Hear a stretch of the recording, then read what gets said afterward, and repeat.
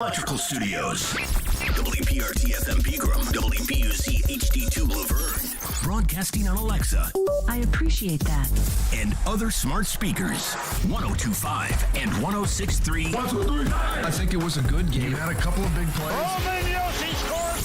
The Game. A Cromwell Media Station. Where you have a voice. He had a competent coaching staff. You just play terrible and you keep playing. And we have strong opinions. What a whiny freaking crybaby response. This is Stillman and Company with Jared Stillman. Presented by TriStar Moving on Nashville's best sports talk, 102.5 and 106.3 The Game and the Game Nashville app. Stillman & Company is delivered by TriStar Moving, 102.5, 106.3 The Game, streaming live on Twitter, Twitch, YouTube, and what is this?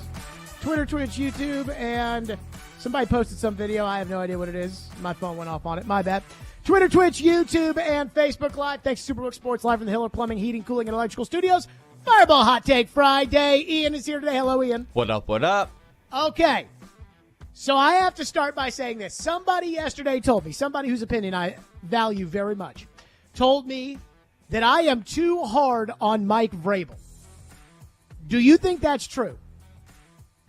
Maybe sometimes. I think I am fair. I think he's a great coach. Keyword, coach. I think he's a great coach. And I want him to stay the coach. And I think that should be the position he should be.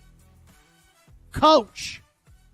And so when Ran Carthon got hired, even before they hired Ran Carthon, there was a lot of talk about who's going to be in control of the Titans, who's going to have final say.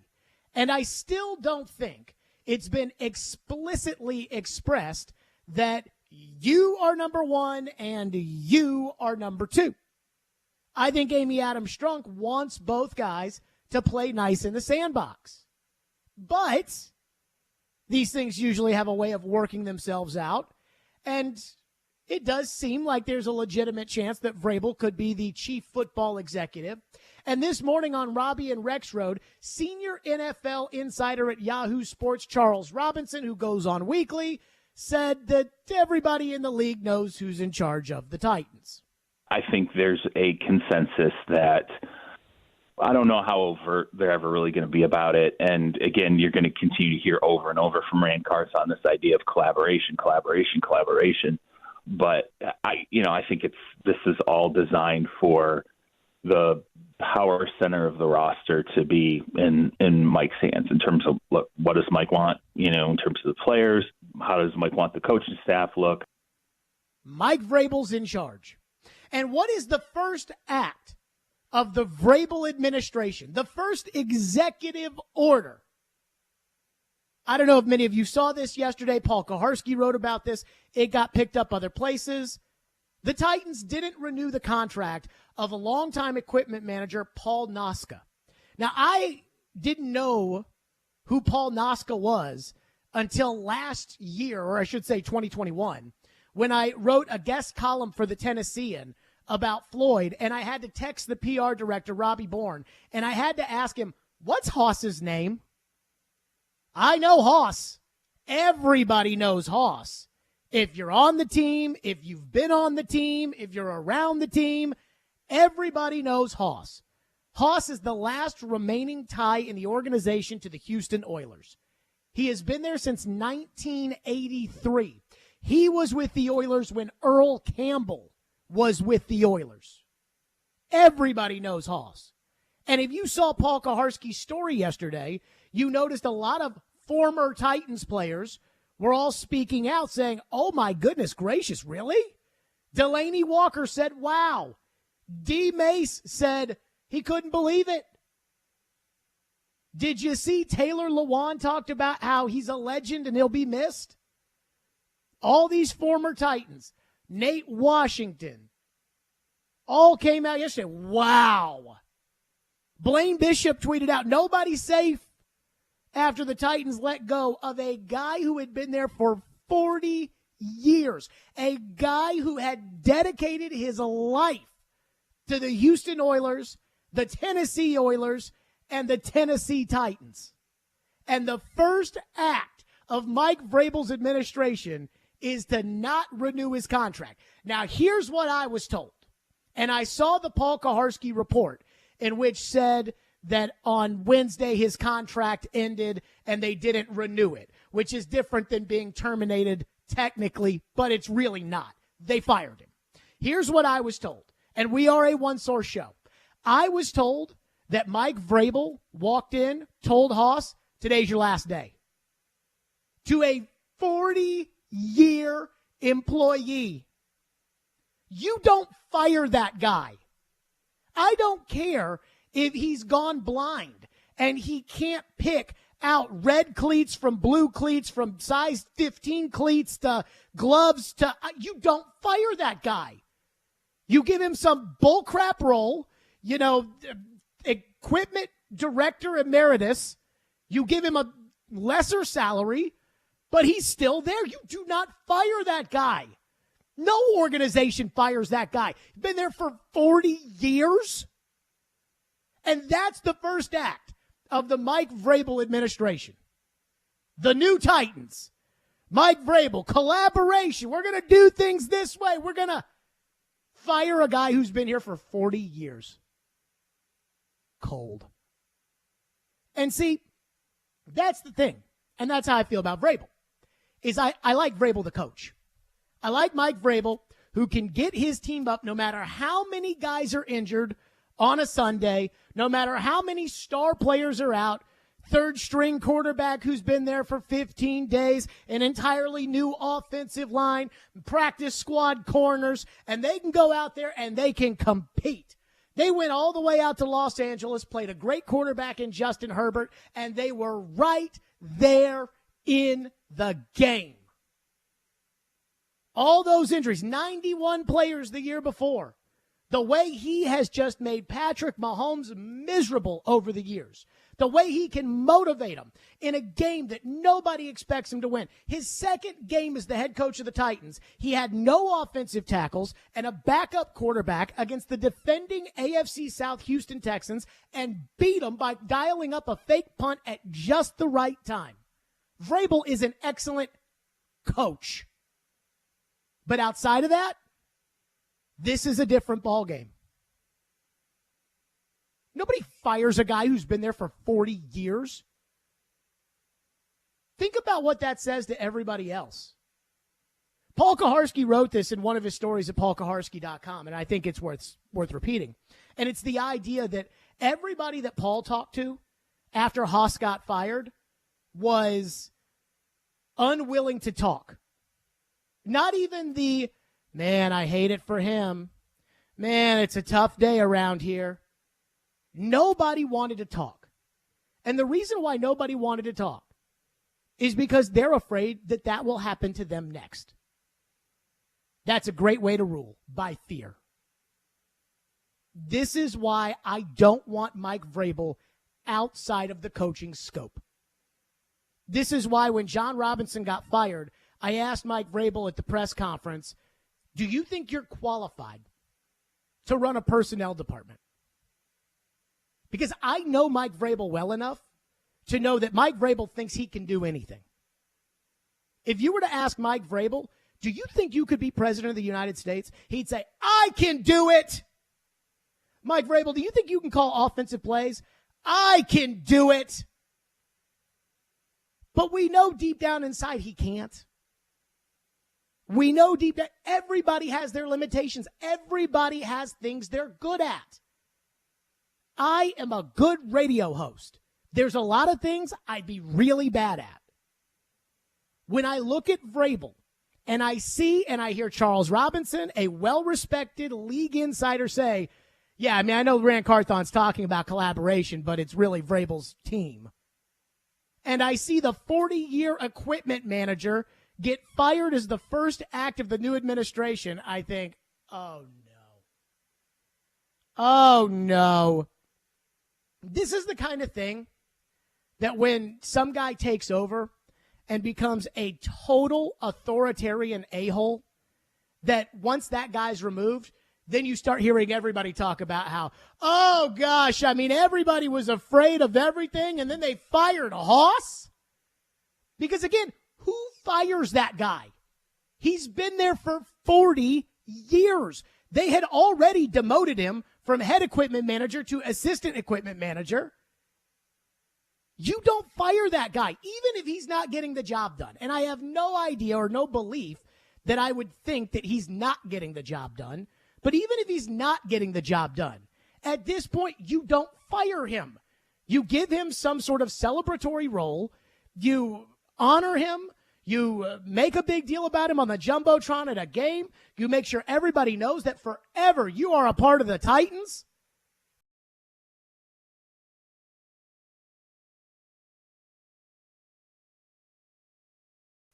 If that's the way Mike Vrabel is going to treat people in the new administration, the Titans are in some serious trouble. This is why Vrabel should be left to coach. This is why people have such a hard time, at least I do, and I'm incredibly skeptical when I see every employee out there cheering for Rand Carthon when he walks inside the building. I'd never seen that before. I thought it was so incredibly contrived. It was like, hey, everybody, whatever you're doing, get off those marketing calls. Everybody is required to come out here and be cheery and be happy. And as Paul wrote in his article at paulkaharski.com, not one of those people that was cheery and happy was willing to say anything about Haas. I'm going to say this about Haas. Normally people ask me when things happen, what would Floyd think about this?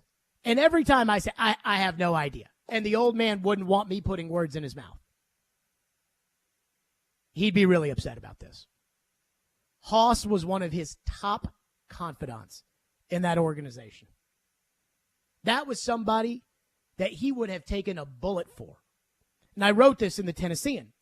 And I asked him one time, I was like, man, you love Haas. And then the guy who manages the turf, Terry Porch. I said, you love Haas and Terry Porch. And he said, because those guys would do anything it takes to win a game. You don't fire that guy. The only way you fire that guy is if you want this to be my team, my equipment managers, my coaching staff, my schemes, my coordinators, my system, my glory. That's it. That's the only reason you do that. Mike Vrabel wouldn't fire Todd Downing until he was the 30th offensive coordinator in the league and got a DUI on the way home from a game. He won't fire his special teams coordinator with blunder after blunder after blunder because we're third in the league in net punting. He won't fire his defensive coordinator after they can't get off the field on third down in 2020. He's not going to fire his strength and conditioning coach after all the injuries the last 2 years, which I'm not sure he should. But again, my coordinator, my strength and conditioning coach, my staff, my equipment manager. Oh, this is going to be great. And if Vrabel wins, then he can be as Bill Belichick as he wants. And if he doesn't, this is going to get real old real fast. Before the 2021 draft, I said this on the air, and I have a lot of respect for John Robinson. And I had never called for John Robinson to be fired. And I'm not calling for Vrabel to be fired here. But I said before the 2021 draft, Robinson better get it right. Because normally you don't get 2 bad drafts in a row. And he didn't. And I'm just going to tell you right now, I think Vrabel is a tremendous coach. I think there are very few like him that can get his team ready to play on Sunday against the best teams in the league, and they play at the top intensity almost every time. And yet, this is what life is going to be like in the new Mike Vrabel administration. Nobody's going to say anything nice about the guy who had given his life for 40 years to the Houston Oilers, the Tennessee Oilers, and the Tennessee Titans because they're afraid of rocking the Vrabel boat. Wow. 615-737-1025 is our phone number. 615-737-1025. You do not fire that guy. You do not fire somebody who's been there for 40 years. But apparently that's what they did. Stillman and Company coming up next. D. Mace with his reaction to the firing of Haas. Plus, the one thing that I think is amazing about Mike Vrabel, and again, I think Vrabel's a great coach, but I think people are conveniently forgetting something that we'll get to next. Stillman and Company, Fireball Hot Take Friday. We are rocking and rolling. 102.5, 106 The Game.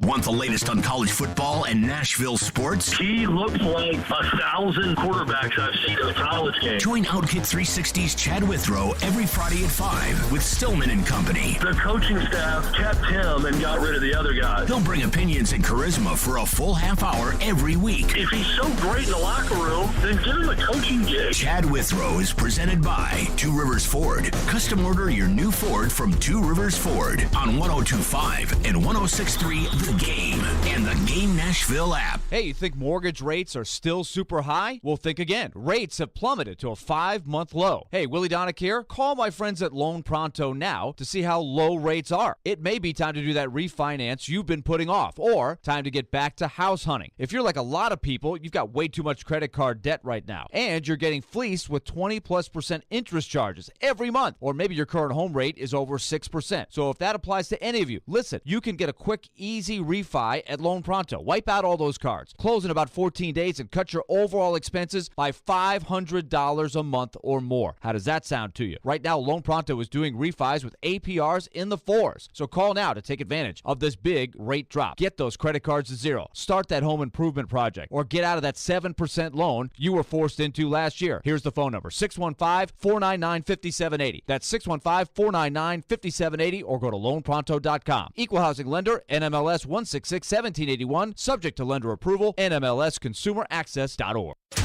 When that door closed behind me and I was free, the main thing I wanted to do was just re-enter society, get a job, and see my family. It's okay. There's a new state office of re-entry in Tennessee, specifically to help folks like me get jobs. Go to tnworkready.com or visit your local American Job Center. Re-entry is a normal thing, and it's okay. Brought to you by the Tennessee Department of Labor and Workforce Development, the Tennessee Association of Broadcasters, and this station. tnworkready.com. When you want live and local, If they were just better at the offensive line. You can be a contender in the AFC again. they've had more winning seasons than not. 102.5 and 106.3 The Game has you covered. Looking for some national programming? Why do I want to get a running back like that 5 more years? The AFC now is so deep at quarterback. Check out 94.9 The Fan. Nashville's home for all things sports is 102.5 and 106.3 The Game and 94.9 The Fan. Now's the time to get a great deal on select Kubota compact tractors. Rated #1 in durability and owner experience. They're designed for easy operation and feature performance-matched attachments.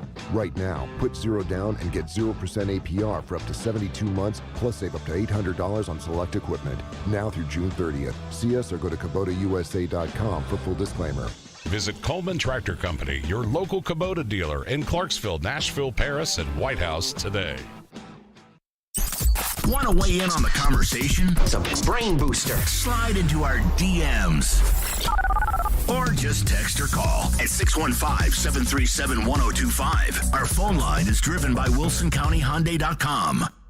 Strong opinions and a strong personality on your drive home.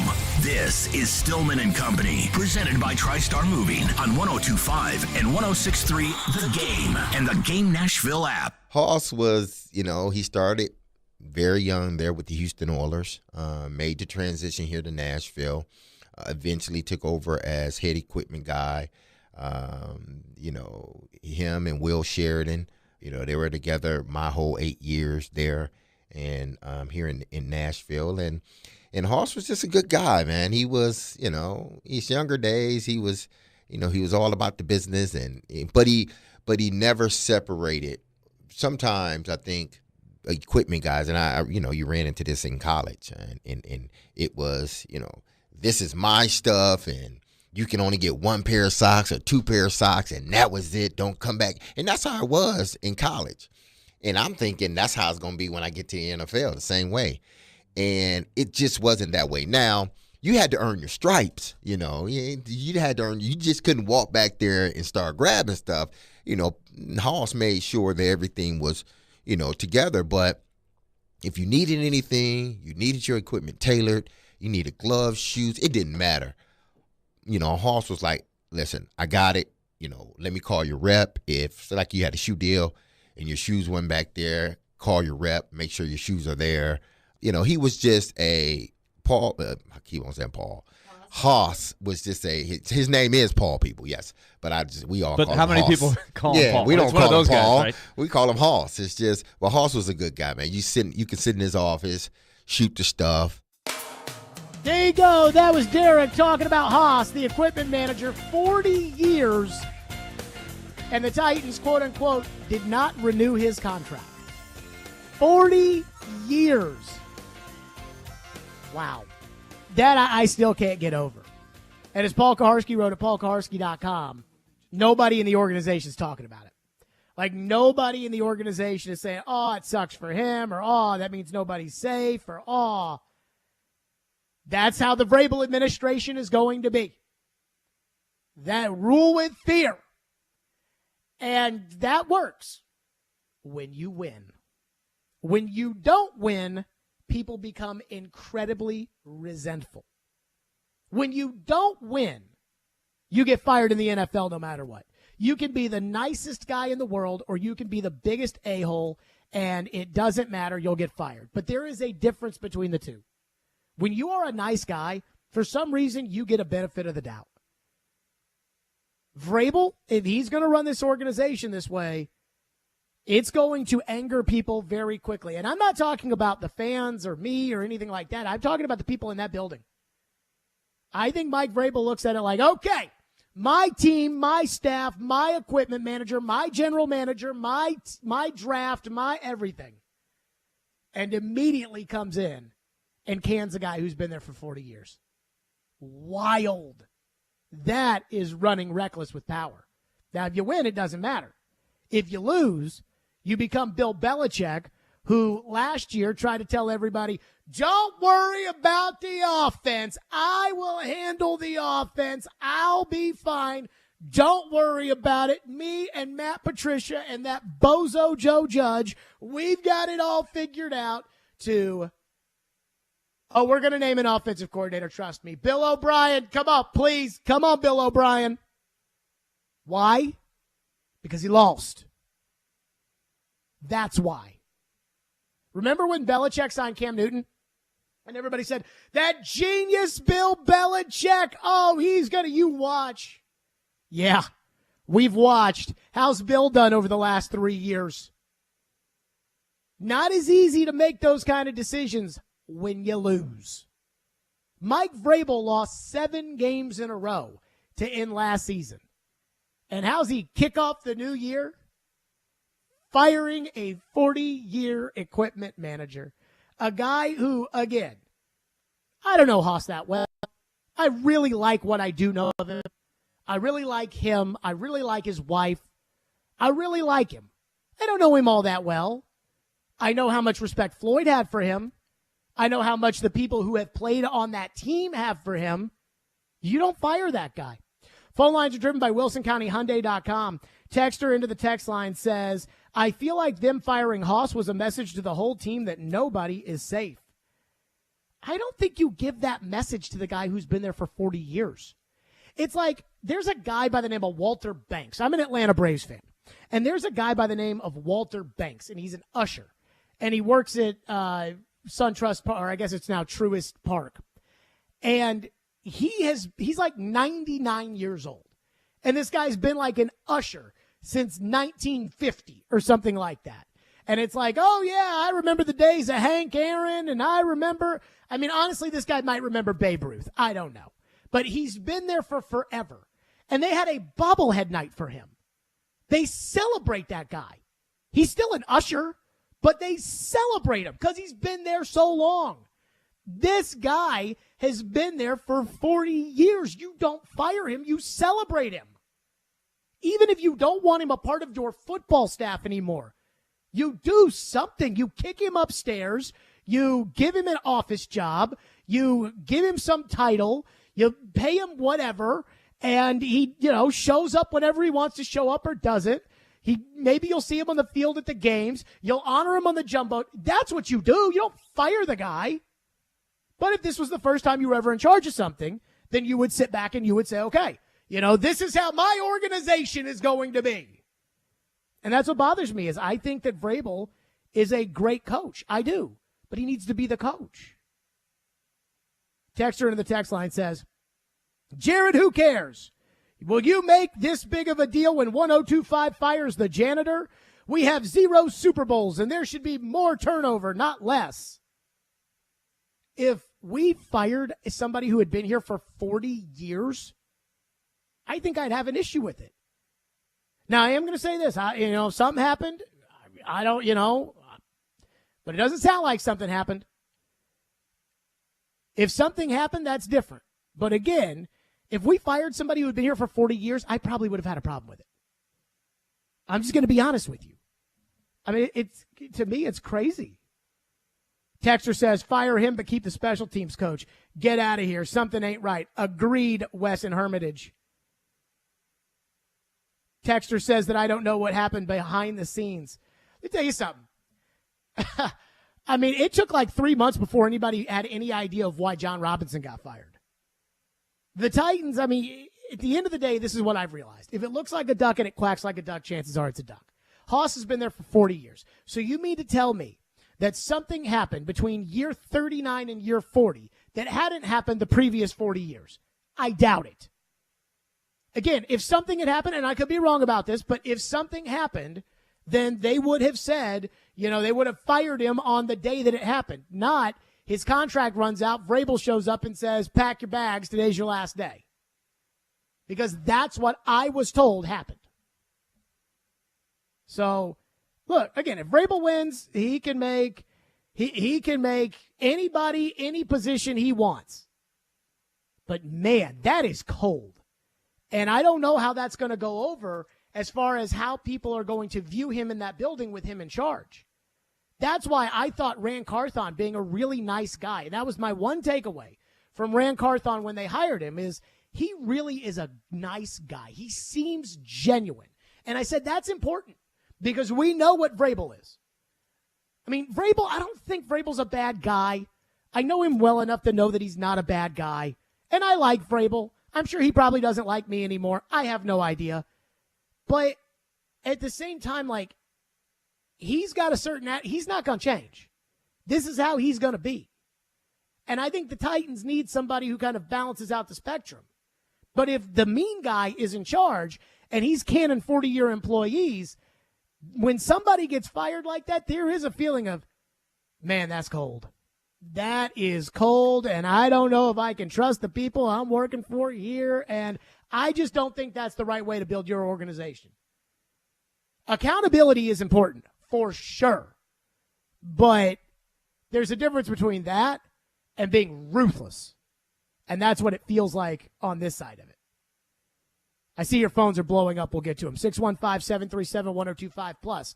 Now that the Tom Brady sweepstakes have never happened and will never happen, and it feels like the quarterback market is starting to settle at least a little bit, I think the Titans are better off getting out in front of their quarterback situation.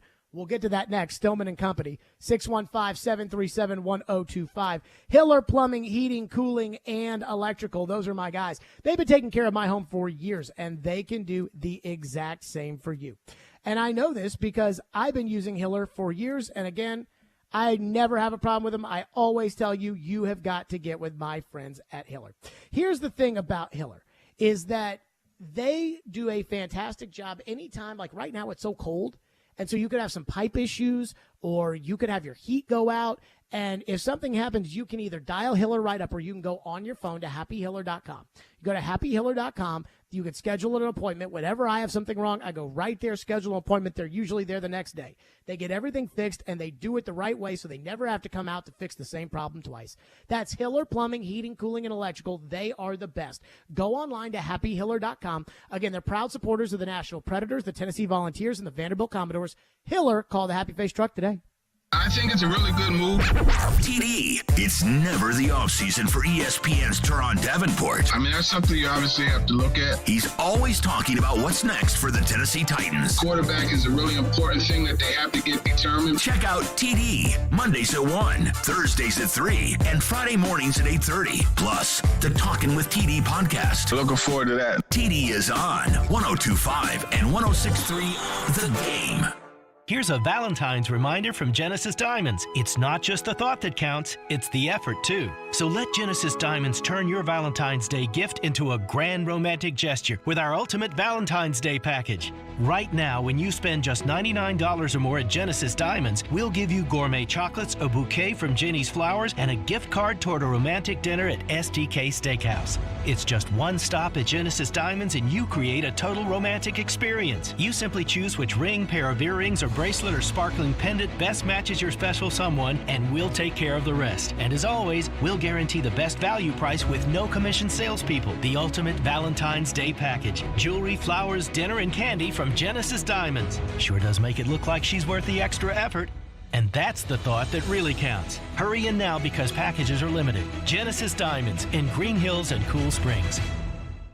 Now is a fantastic time to sell in Nashville, but you can't do it without the intel. And no one has better intel than the Gary Ashton team. You may be wondering, what is this intel I keep hearing about? Intel so you can sell your home without any staging or showings. Intel on where to find your next home so you can sell your current one while the market's hot. Intel that helps you win the buyer battle and cash in on your home equity now. Everyone else is getting the same information and competing for the same properties. GaryAshton.com gives you the edge with the best real estate intel in Nashville. No one else even comes close. Plus, the Gary Ashton team is the official real estate agent for the Preds. Get the confidence to sell your home and find your dream address without the stress. Call the Gary Ashton team with RE/MAX Advantage today at 615-301-1650 or visit GaryAshton.com. And remember, don't sell without the intel. Curation CBD, a Picton company, offers high-quality, lab-tested CBD products curated for life for both you and your pet. Hi, I'm Adam Intihar, also known as the Dog Father of Nashville. Curation 600 milligram CBD roll-on really helps me get through my training days. Applying it in the morning and again at night helps me take bites from dogs like Zulu or go on adventures with dogs like Lieutenant Dan. Curation is awesome. Discover the full range of Curation products online at CurationCompany.com. Can't get enough Vanderbilt basketball? Intercepted right all by himself for a one-hand flush. Your home for the Commodores is 93.3 Classic Hits. Put it up. It's good. Count it. Join Coach Jerry Stackhouse and his team on their journey through the SEC. Pulls a trigger. Yes, from three. Check out Vandy Hoops on 93.3 Classic Hits and the Classic Hits app. Hey, Nashville, Trey Wingo here. You're listening to Nashville's best sports talk, ESPN 102.5 The Game. Are you optimistic that Ryan will be your starting quarterback next year?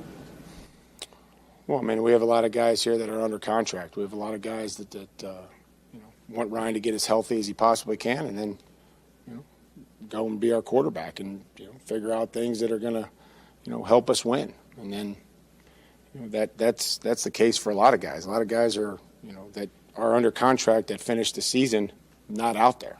So let's get everybody healthy and let's see where everybody's at, and then we can make some decisions. So you don't feel comfortable right now committing to Ryan as the starter for next year? Well, I mean, he's our starting quarterback. If he was healthy, he's our starting quarterback. You know what I mean? So that's all I can tell you. And right now, there's a lot of guys that aren't healthy and that didn't finish the game.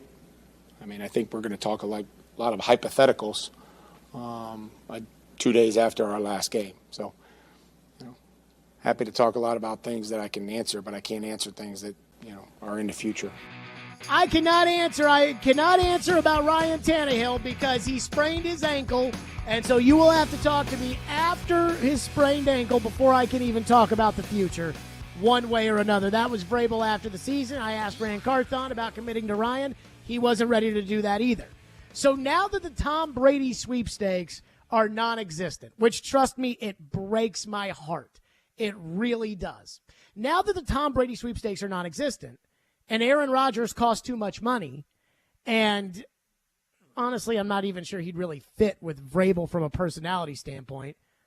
And all these other quarterbacks, to me, are what the GM would call swapping spit. Why do the Titans not commit to Ryan Tannehill?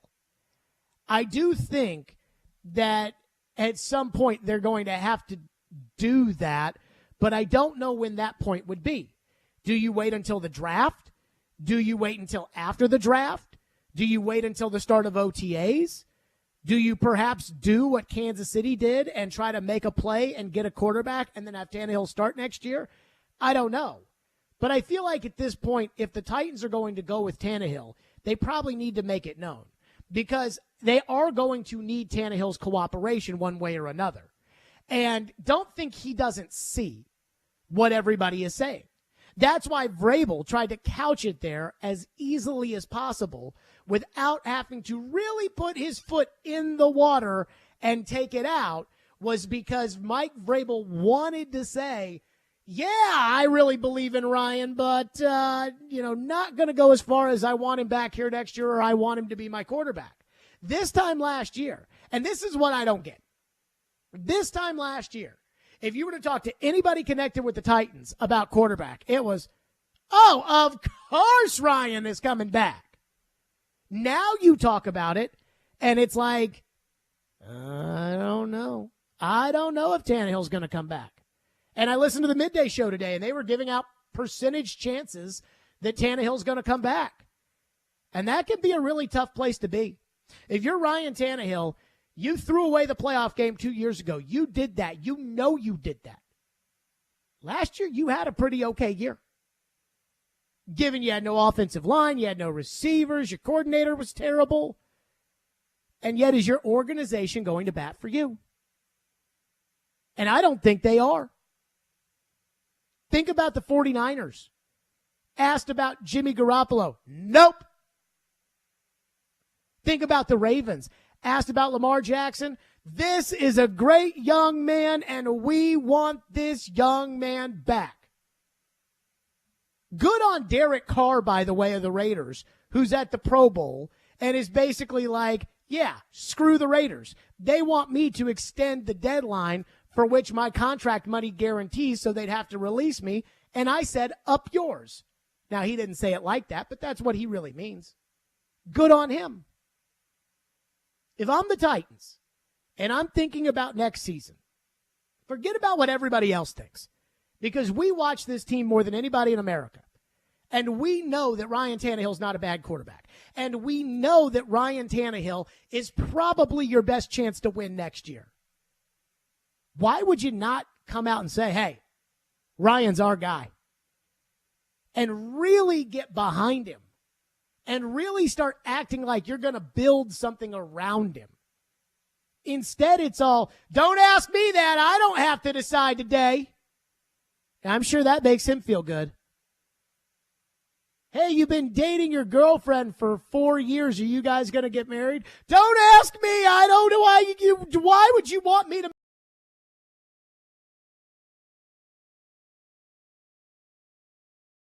What that does is it allows kind of the doubt to creep in and a lot of the, do they really like me? And the Titans are going to need Tannehill's cooperation here at some point. You're going to want him in OTAs if he's your starting quarterback. Even though the cap is fake, you don't have to have him rework his deal, but it would be a lot easier if he would. But if you don't get out in front of it and talk about how much you love him, then is he really going to love you back? Sometimes I say you don't make a decision until you have to, but know that there are ramifications if you wait to make that decision.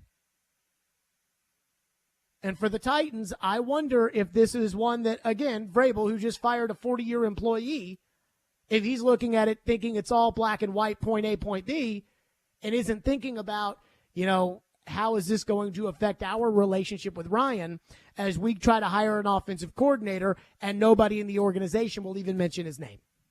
615-737-1025 is our phone number. 615-737-1025. Your text. I will say this about the text line. It's Fireball Hot Take Friday, and so I love this.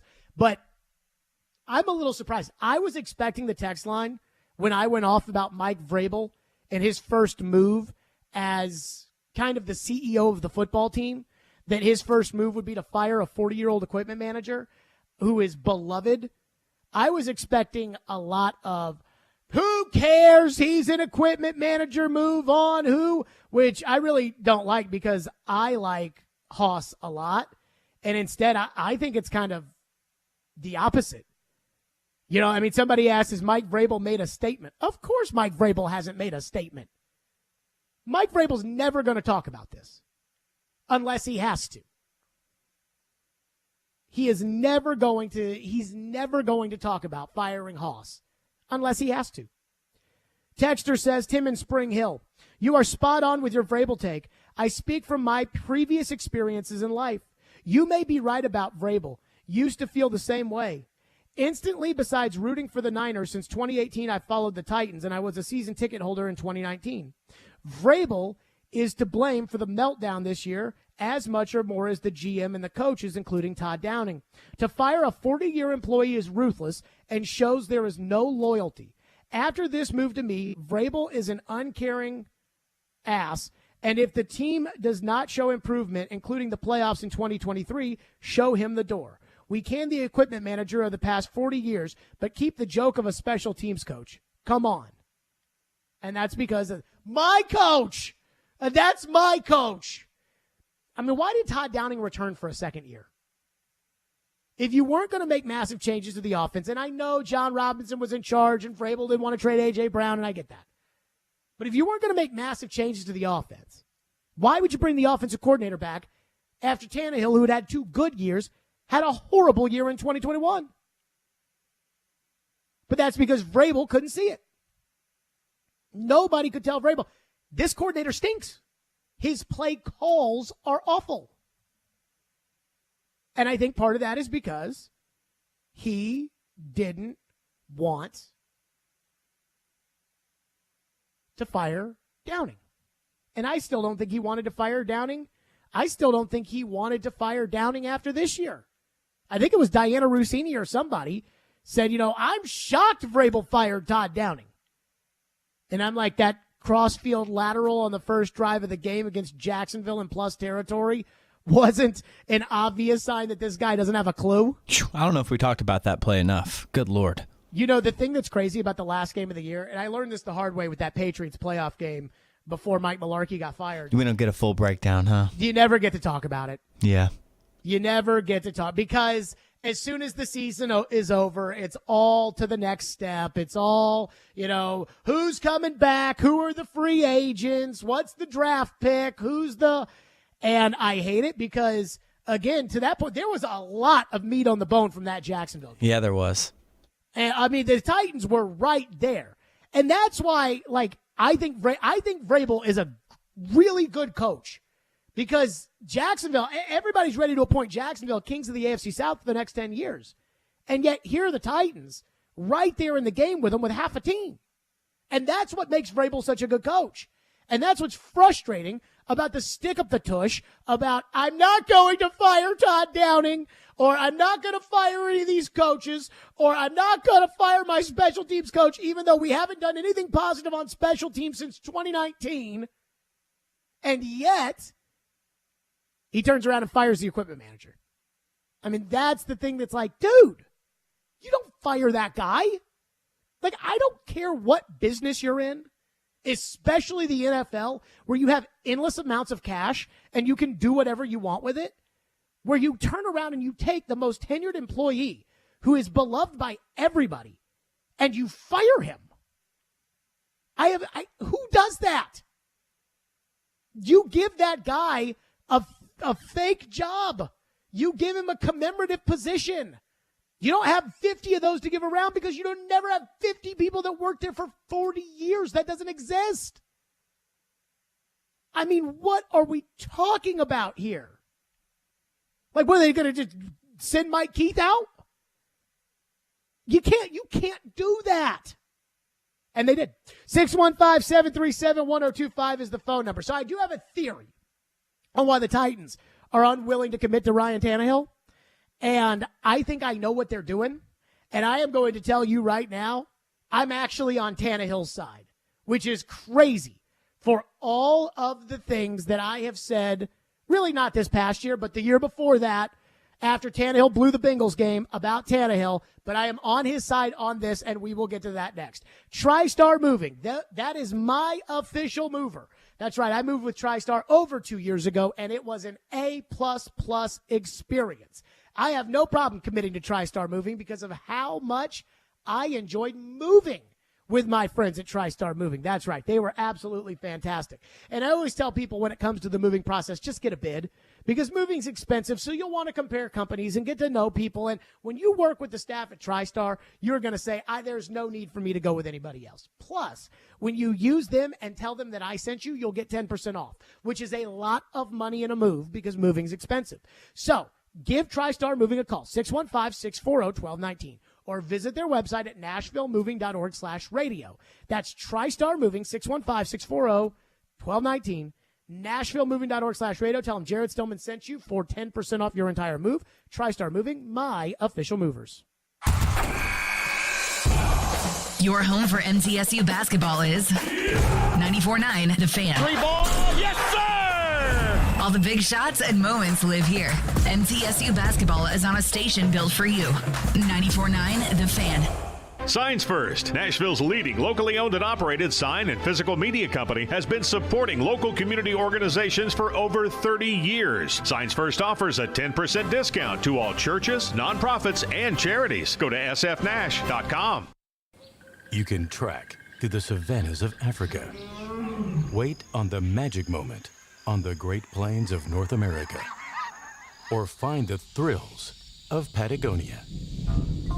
You can book your dream hunt at the SEI Convention, coming to Nashville for the very first time. Come find your adventure February 22nd through February 25th.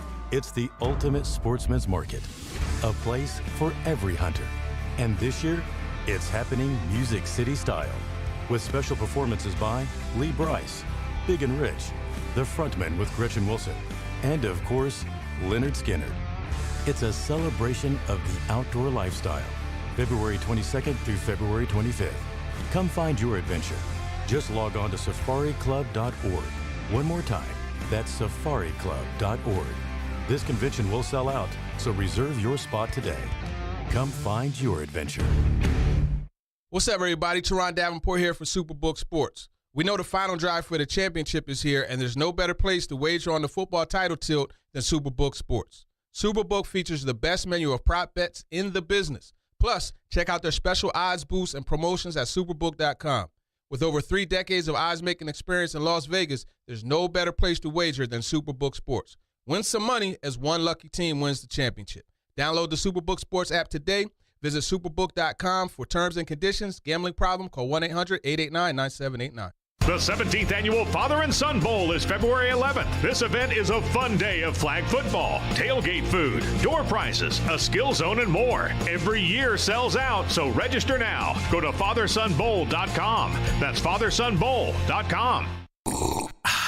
Start your day with a cup of Joe.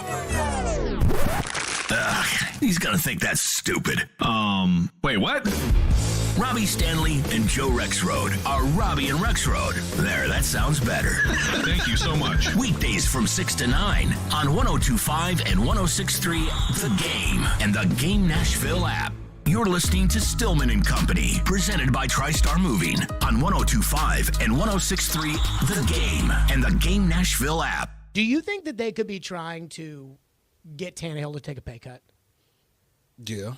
I don't know that the public non-support is that, but I would imagine as they're going through and looking at the numbers and things like that, I would imagine that's something that they're angling towards.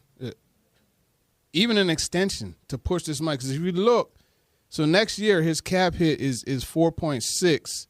Now, base salary and signing bonus is done. He just has the restructure for 4.6, and if they cut him, it's 9.2.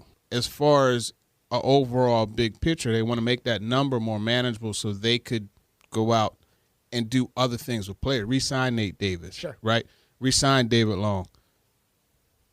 Tier Tart's going to have to get a tender. You know, there's guys, there's free agents there. There you go. That was TD yesterday. And I said, do you think they're going to try to ask Ryan Tannehill to take a pay cut? And I really got that idea when Ian Rappaport was sitting there talking about Jimmy Garoppolo yesterday on the Pat McAfee show, saying, what if the Titans decide Tannehill's not a starter anymore?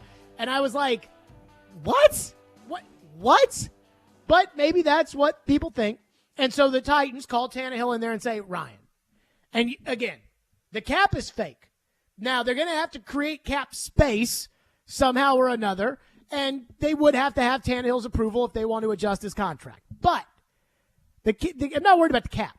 It's the money. It's the money. $27 million is what they owe Tannehill. I could see them calling him in and saying, hey, we think you're a $21 million quarterback now, not a $27 million quarterback. Will you take a $6 million pay cut so that we can spend this on other players? Now, Tannehill knows how this works, and he has an agent. And so let me just say this, and I think that I am the voice of fairness here. If I was Ryan Tannehill, or if Ryan Tannehill asked me, which you know he wouldn't, but let's just say he did. If Ryan Tannehill asked me, Jared, do you think I should take a pay cut? You know what my response to that would be? Hell no. Ryan Tannehill does not need to take a pay cut. I have it pulled up here because I know you all get worked up about cap, but the cap's fake. Total cash, according to SpotTrack, for next year. So this is how much money the team owes that quarterback in actual cash. Ryan Tannehill next year is 12th at $27 million, $500,000 less than Matthew Stafford. He's ahead of Carson Wentz at $26 million. He's going to get cut. He's ahead of Jared Goff at $25.9 million. And honestly, Goff is probably underpaid at this point. Then it's Jameis Winston. He'll get cut. Mariota, he'll get cut. Mitch Trubisky, he'll get cut. Then it's rookie contracts. Joe Burrow, Tyrod Taylor, Tua, Trevor Lawrence, Jalen Hurts, those guys. Ryan Tannehill, of all the quarterbacks who are legitimate starters and not on rookie contracts, Ryan Tannehill makes the second least amount of money next year outside of Jared Goff. Here's who's ahead of Tannehill. Matthew Stafford. Is Matthew Stafford ever going to play football again? Josh Allen, which I'm kind of surprised by, which makes me think that Josh Allen got a lot of money up front. And so Josh Allen only has a $28 million salary. Now his cap hits way more. But then again, the cap is, Ian? I guess not real. Fake. Russell Wilson, Matt Ryan, Kirk Cousins, Dak Prescott, Derek Carr, and he will get cut. Kyler Murray, Patrick Mahomes, Deshaun Watson, and Aaron Rodgers.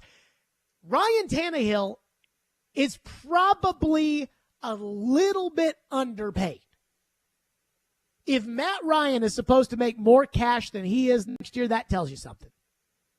So if the Titans are either holding back their public support because they want to get Ryan Tannehill to take a pay cut, or if they want Ryan Tannehill to take a pay cut because, you know, we got to have this money to sign Nate Davis, you hold your ground, Ryan Tannehill.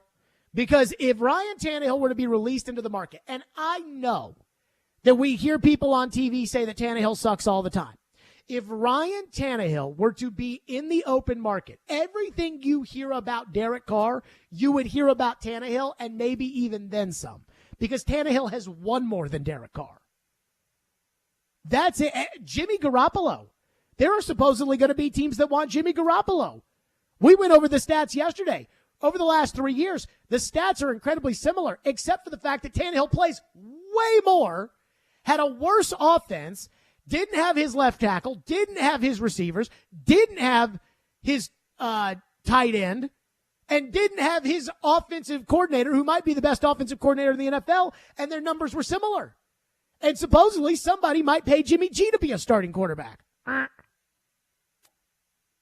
mean, I'm not saying they need to pay Ryan Tannehill more, but if I'm Ryan Tannehill, don't you come to me asking for me to take a pay cut.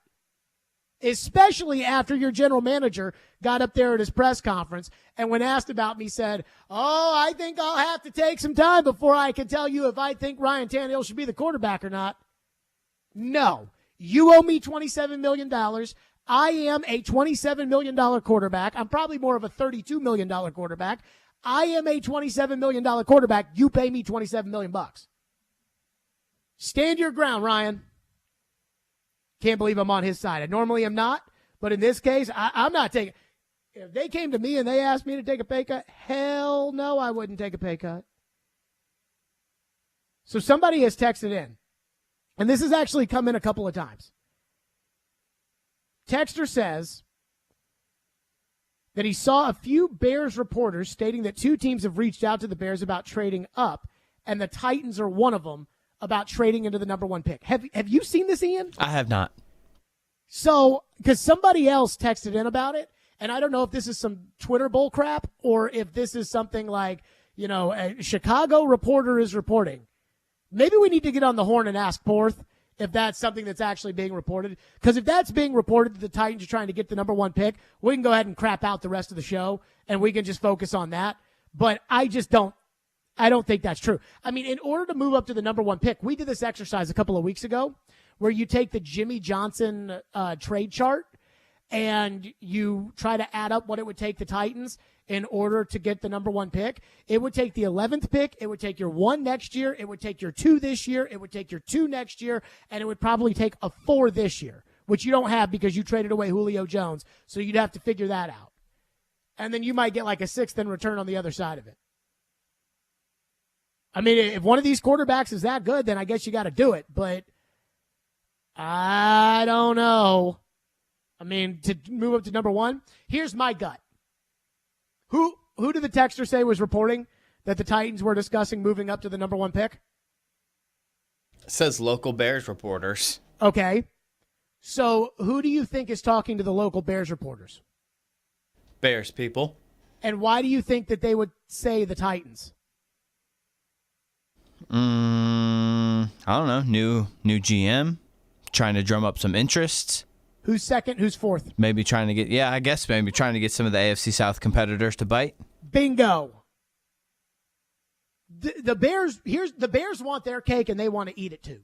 Yeah, they'll probably like to drum up as many rumors as they can. They want Jalen Carter, whichever one they want between Jalen Carter and Will Anderson, and I prefer Jalen Carter. I'm not a Will Anderson fan. Whichever one of the one they want is, they want an extra pick. I think what they want, and you'd have to really get some leverage in there.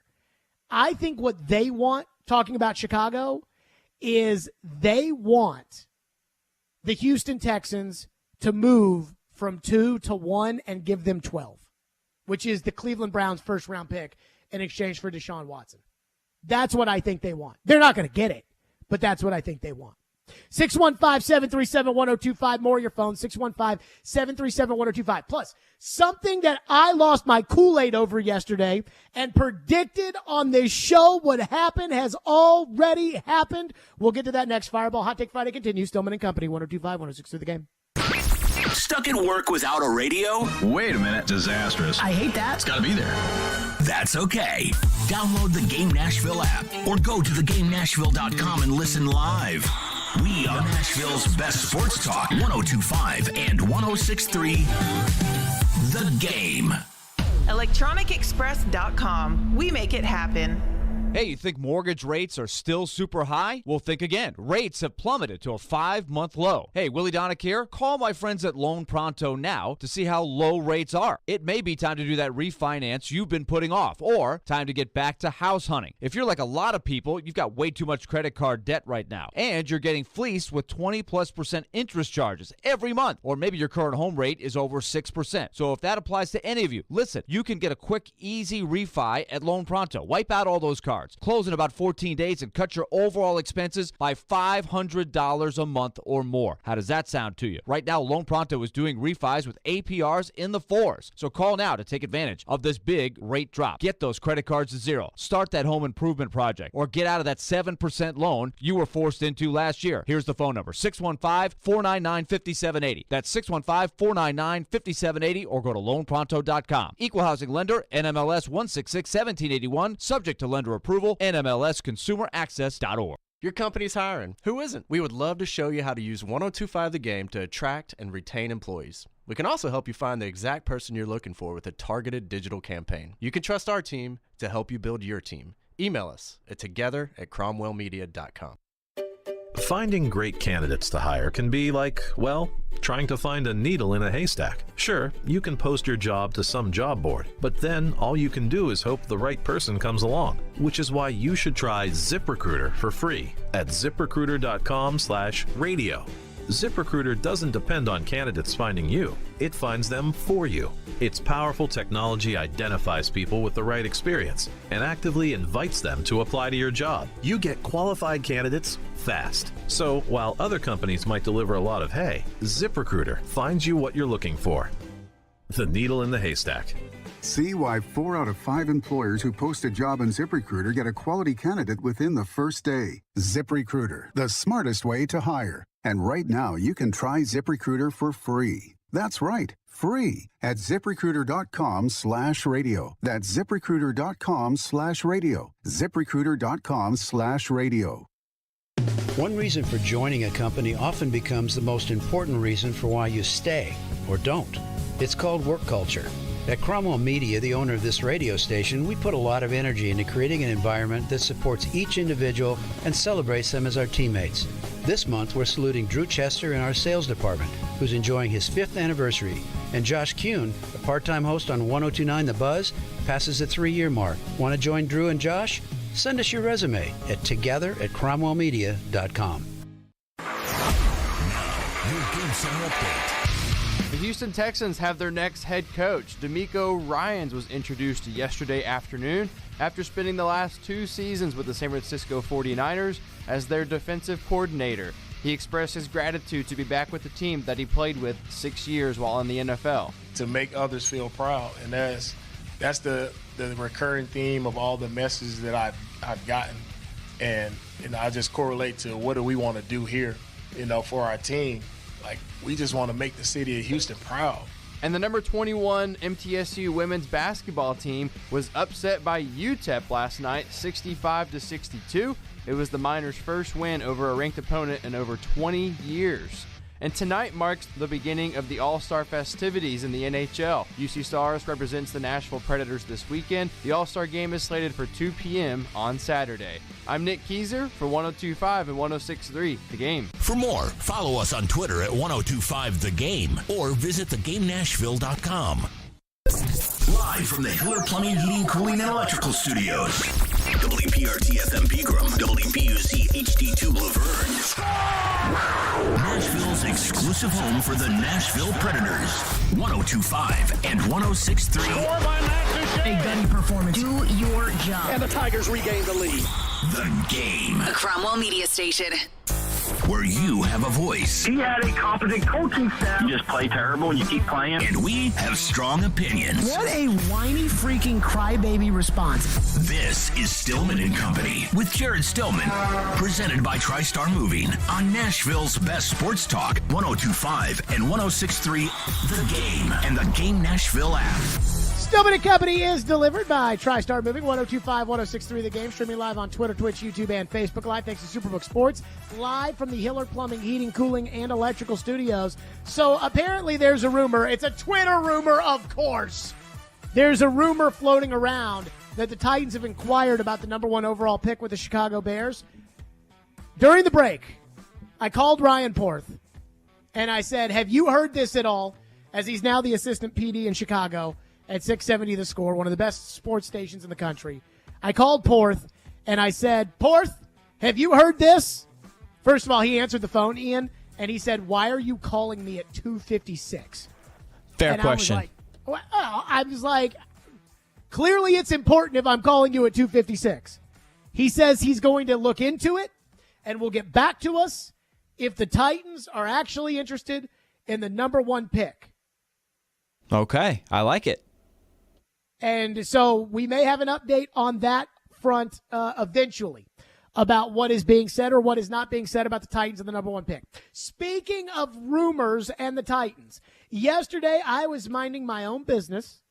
Actually, I was honestly waiting to come on the air when I just was, listening to the Pat McAfee show and walking around the studio yesterday, and I heard Ian Rappaport opine that the Tennessee Titans could move off of Ryan Tannehill and go with Jimmy Garoppolo. And we'll play that cut for you right now. This is what I heard yesterday, and it set me off.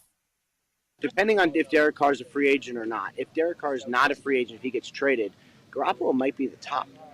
mean, he's a starter. He's got plenty of experience. He took a team to a Super Bowl. It's not going to be like crazy expensive. I think he'll be really attractive, and I do think he'll be a starter. And I think, there's some other guys that I wonder about too, like, will Baker be a starter? Will Minshew be a starter? Will Tannehill be a starter if the Titans do something with him? Like, it's a good class. I wouldn't say it's like the greatest class ever, but it is a good one. So if Tannehill is out at Tennessee, that would mean Willis is in? I'm not so sure about that. I mean, now I would say let's play it forward a little bit. Let's say Tannehill, they do decide to trade him or cut him. I don't even know. They decide he's not a starter. Rand Carthon is their new GM. He came from San Francisco. Trey Lance. Oh, right. No, I don't think so. But Jimmy G might. Jimmy G in Nashville, Tennessee. Wrong game. He loves wrong Could game. you imagine him in Nashville? I could, actually. What do you mean? And Ian, what was my response to that? No, no, no, no. And I said I had to nip it in the bud right there, right? Because here's why. I knew that as soon as Ian Rappaport said that if we didn't nip that in the bud right then and there, rumors were going to start about, could the Titans really go after Jimmy Garoppolo? YouTube, the Pat McAfee Show, 23 hours ago. NFL Insider says Jimmy G might be headed to be QB1 for the Titans? Question mark, exclamation point. 64,000 views on YouTube. It's probably gotten similar, if not more, on Twitter. Once it gets said, and all of a sudden everybody's like, oh, could that actually be a possibility? And I know that people don't think, and it shouldn't matter. Like what's said on this program should not make it, should not affect the Titans' decision-making at all. This is the virtual playground. This is an entertainment business. Now, let me tell you, everything I think on this show, it comes from the heart. You all know that. But it doesn't mean that this isn't an entertainment business. If the Titans lose, I don't get fired. But they should not listen to what the outside says. But they do. You know it. Mike and the Mad Dog, probably the most famous sports radio show in American history, claims that Mike Piazza got traded from the New York Mets, from the Florida Marlins to the New York Mets because of the Mike and the Mad Dog program. And the way the story goes is that Piazza's agent called Mike and the Mad Dog and said, hey, he's probably going to go to the Cubs, but he doesn't want to go to the Cubs. He wants to go to the Mets. So Mike and the Mad Dog had Steve Phillips, the general manager of the Mets, on at the time, and they asked him about Piazza. And Steve Phillips said, Mike Piazza is absolutely not coming to the New York Mets. And so Mike and the Mad Dog went bananas. And everybody started calling in, and everybody started saying, we need Piazza, we need Piazza. And apparently the team president was in the car listening, and he called Steve Phillips and said, we need Piazza. And the next thing you know, Piazza's in New York. Now, other people have denied that, but Mike and the Mad Dog are so steadfast that that's what happened, that you and I both know it does affect opinions. So when somebody says, I think the Titans could get Jimmy Garoppolo, or not even that, when you just see the headline, NFL insider Ian Rappaport thinks Jimmy Garoppolo could be the starting quarterback of the Titans, people are going to think that that is gospel. They are going to think that that's a real possibility. And I told you yesterday, we have to nip that in the bud right now. No, no, no, no. Because it's already out there and 64,000 people on YouTube have already looked at it. And it's probably going to end up with somewhere around 200,000 people on YouTube that are going to look at that. And so I just want to end it right here, right now, so that Mike Vrabel and Amy Adams Strunk and Rand Carthon don't ever even let it enter into the membrane that this could be an option for Jimmy Garoppolo to be the next starting quarterback of the Titans. No, no, no, no. Just like when Joe Rexrode wrote that column in The Athletic about if it doesn't work out with Ryan Day at Ohio State, could Mike Vrabel be the next coach? And all of a sudden, everybody, I've never seen anything like this. And I actually thought it was a pretty good column by Joe. and this is somebody who, when Joe was at the Tennessean, gave him the nickname Bad Take Joe because his takes were so terrible. I actually thought it was a pretty interesting column, and I knew what it was. It was Joe speculating, but so many people were like, did you see this story? Vrabel could go to Ohio State? I'm like, it's just one dude's opinion. It's not a big deal, but it became a big deal. It got made into a big deal. And I knew when Ian Rappaport said that, and he was just shooting from the hip right there at the Senior Bowl on the McAfee show saying, I don't know, Rand Carthon was in San Francisco and maybe the Titans could go. No Jimmy Garoppolo. And while we're at the Jimmy Garoppolo thing, no Derek Carr. Now, I like the fact that Derek Carr is going to stick it up the Raiders' behinds and not let them trade him, and he's going to be a free agent, and somebody's going to pay him a boatload of money because he's a quarterback, and all these teams need quarterbacks. But no on Jimmy G.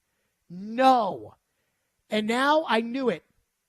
I knew when he said it that I needed the people who are fans of this team to hear this. That they needed to not even let it enter into their cranium, the idea that the Titans could go out and get Jimmy Garoppolo. And now it's already hit the metaverse. It's already out there. And once it's out there, there's no going back. Now, I learned that the easy way last year on the Aaron Rodgers home purchase front, which we were right about. And I saw how that thing took off. That was crazy. But this does not need to take off. This needs to stay where it is, which is in the bullcrap department. 615-737-1025 is our phone number. And again, no. 615-737-1025 if you want to weigh in. Corey Curtis, News 2, will join us next. His latest thoughts on the Titans, the Vrabel administration, cans a 40-year employee as their first act. What does he make of that? Plus, we do have an update about how to feel about the rumors of the Titans trading for the number 1 overall pick. We'll get to that as well. Stillman and Company right here on a Fireball Hot Take Friday, 615-737-1025, 1025, 106 to the game. 185! Every team needs a quarterback. 185! That's why we have Hasselbeck, bootleg, rollout, toss, touchdown. Tim. You can run good plays at the right time. ESPN NFL analyst Tim Hasselbeck gives his expertise on all things NFL. You evaluate players, and then you're turning them over to the coaching staff. Every Tuesday at noon. At the right time. With Caroline, Willie, and D-Mace. Tim on 102.5 and 106.3 The Game and the Game Nashville app. Golfers, tee it up at Edwin Watts Golf Shops and go farther and faster with the new G430 woods and irons from Ping. The Ping G430 woods introduce the next generation of speed with new face technology for longer and more accurate shots. The new Ping G430 irons are designed with pure flex technology for faster ball speed and more distance. Swing into Edwin Watts Golf Shops and get custom fit on the new Ping G430 woods and irons today. Edwin Watts Golf Shops, home of the 90-day satisfaction guarantee. Want to be the real hero this Valentine's? Genesis Diamonds makes it easy with the Total Romance Package. It's the jewelry, the flowers, the candy, and the dinner out. All the key ingredients for a memorable Valentine's celebration. Here's how it works. When you buy any piece of jewelry for just $99 or more, we'll give you some gourmet chocolates, a bouquet of flowers from Jenny's Flowers, and a gift card toward dinner at STK Steakhouse. We've pulled together some wonderful Valentine gift ideas for the occasion. Rings, earrings, pendants, bracelets, bands, affordable timeless gifts she can enjoy for years. And of course, if you're thinking of getting engaged this Valentine's, Genesis can create the ring of her dreams with our dazzling GIA diamonds and designer mountings. Unlimited possibilities. So bring the sparkle and the romance with one-stop shopping at Genesis Diamonds. Spend just $99 or more with us and get the flowers, the chocolate, and gift card for dinner as our gift. Happy Valentine's Day from Genesis Diamonds, Green Hills and Cool Springs. Limited quantity. See store for details. Bob's Steak and Chop House in the Omni Nashville Hotel. Hi, this is Chef Mark again from Bob's Steak and Chop House at the Omni Nashville Hotel. Come join us before any Preds game or concert at Bridgestone Arena. Enjoy one of our prime steaks. Why Bob's, you may ask? Because at Bob's, we not only serve prime beef, but the top 2% of prime beef in the world. Try our certified Japanese A5 or Australian tomahawks. So come see us at Omni before you go to any game and make sure to ask for Chef Mark. Let's go Preds! Attending an event downtown? Dine at Bob's Steak and Chop House in the Omni Nashville Hotel. The Freaks on Parade Tour returns. Zombie, Cooper, Rob Zombie, Alice Cooper, together live. September 12th, Bridgestone Arena. With special guests, Ministry and Filter. Tickets are on sale now at livenation.com. The Freaks on Parade Super Tour. Buy tickets at livenation.com.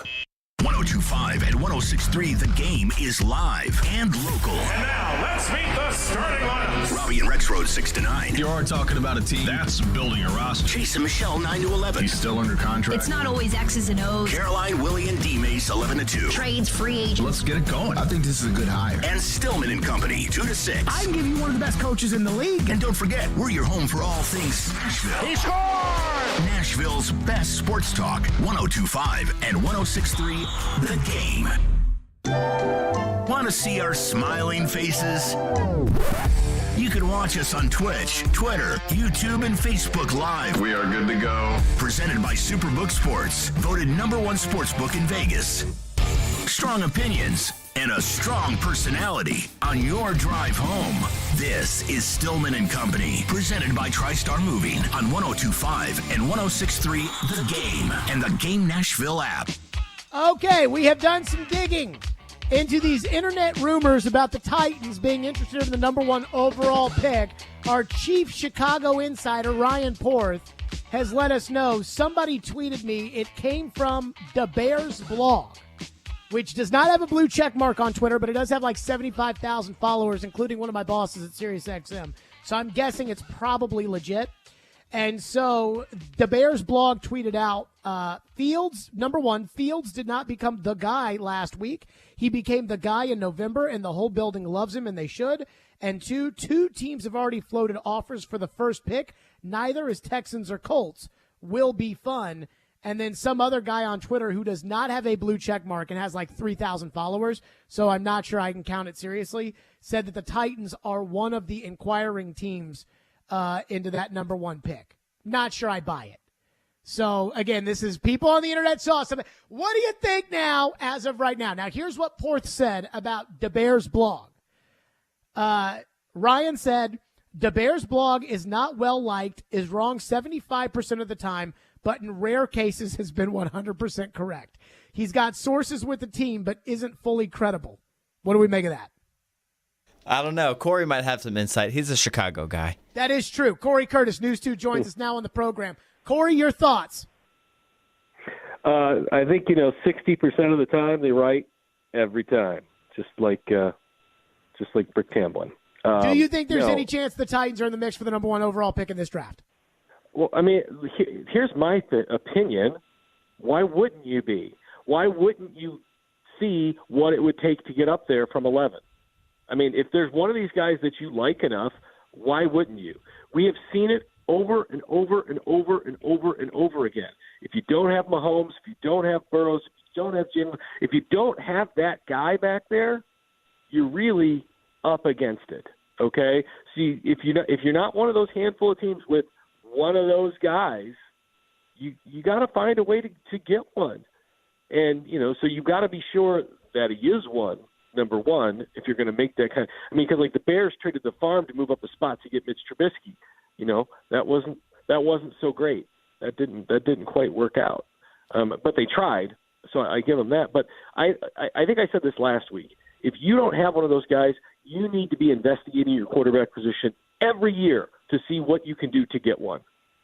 With that being said, Corey, how sure are you that the Titans are going to return Ryan Tannehill as their starting quarterback next year? Oh, I'm not sure at all. I think it's probably on the more likely side because we talk about the expense of moving up to #1 or the expense of, even moving up to number, 3 or whatever it is. I mean, that stuff all costs a fortune as far as your draft capital goes. And then, the guys that are out there are guys. Those don't make you any better, all right? I mean, that was kind of my hot take. It was like, I don't want to discuss Jimmy G. I don't want to discuss, even Derek Carr. I don't want to discuss any of those guys who are all Ryan Tannehill. Do you think any of those guys are better than Tannehill? No, I don't. And if they are, it's so marginally that it's not. I mean, it's like sacrificing a pawn for a pawn on a chessboard. It's a waste of time.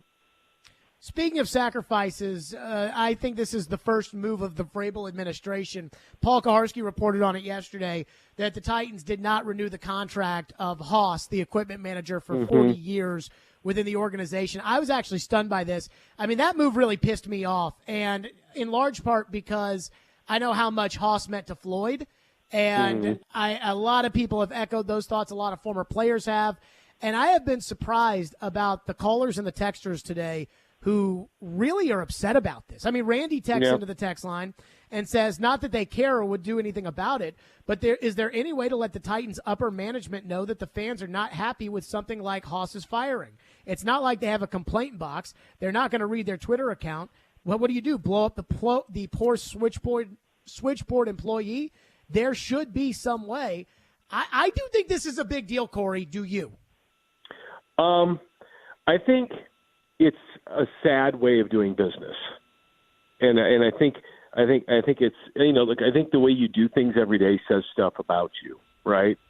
And we don't have a direct reason why Haas was let go, and look, like along what you're talking about, there's a lot of people who don't know who Haas was, but they hear about him being there for 40 years. They hear about him coming here from Houston. They hear about the team being his life and working for and then coach walks in and says, today's your last day. I mean, I know, like, if you're a player, that's kind of life, but Haas isn't making $3 million a year, all right? And Haas has been there 40 years, not 4 years. And and look, the Titans aren't alone in this. This goes on in every industry in the country, where people are let go and it's not great. But I just think that someone who's been with the organization for 40 years, who made the move from Houston, deserves a little more grace, a little more celebration. Even if you decide to move on, isn't there another way to do it? Isn't there a better way to do it? I mean, this is what I said, Haas, Corey. We're really sorry, but we want to celebrate you, okay? So here's your retirement package. We're going to have a huge party for you. You're going to have this plaque in the equipment room. You're our guy. We just got to move in another direction. This is what I said, Corey. Corey Curtis, who's our guest.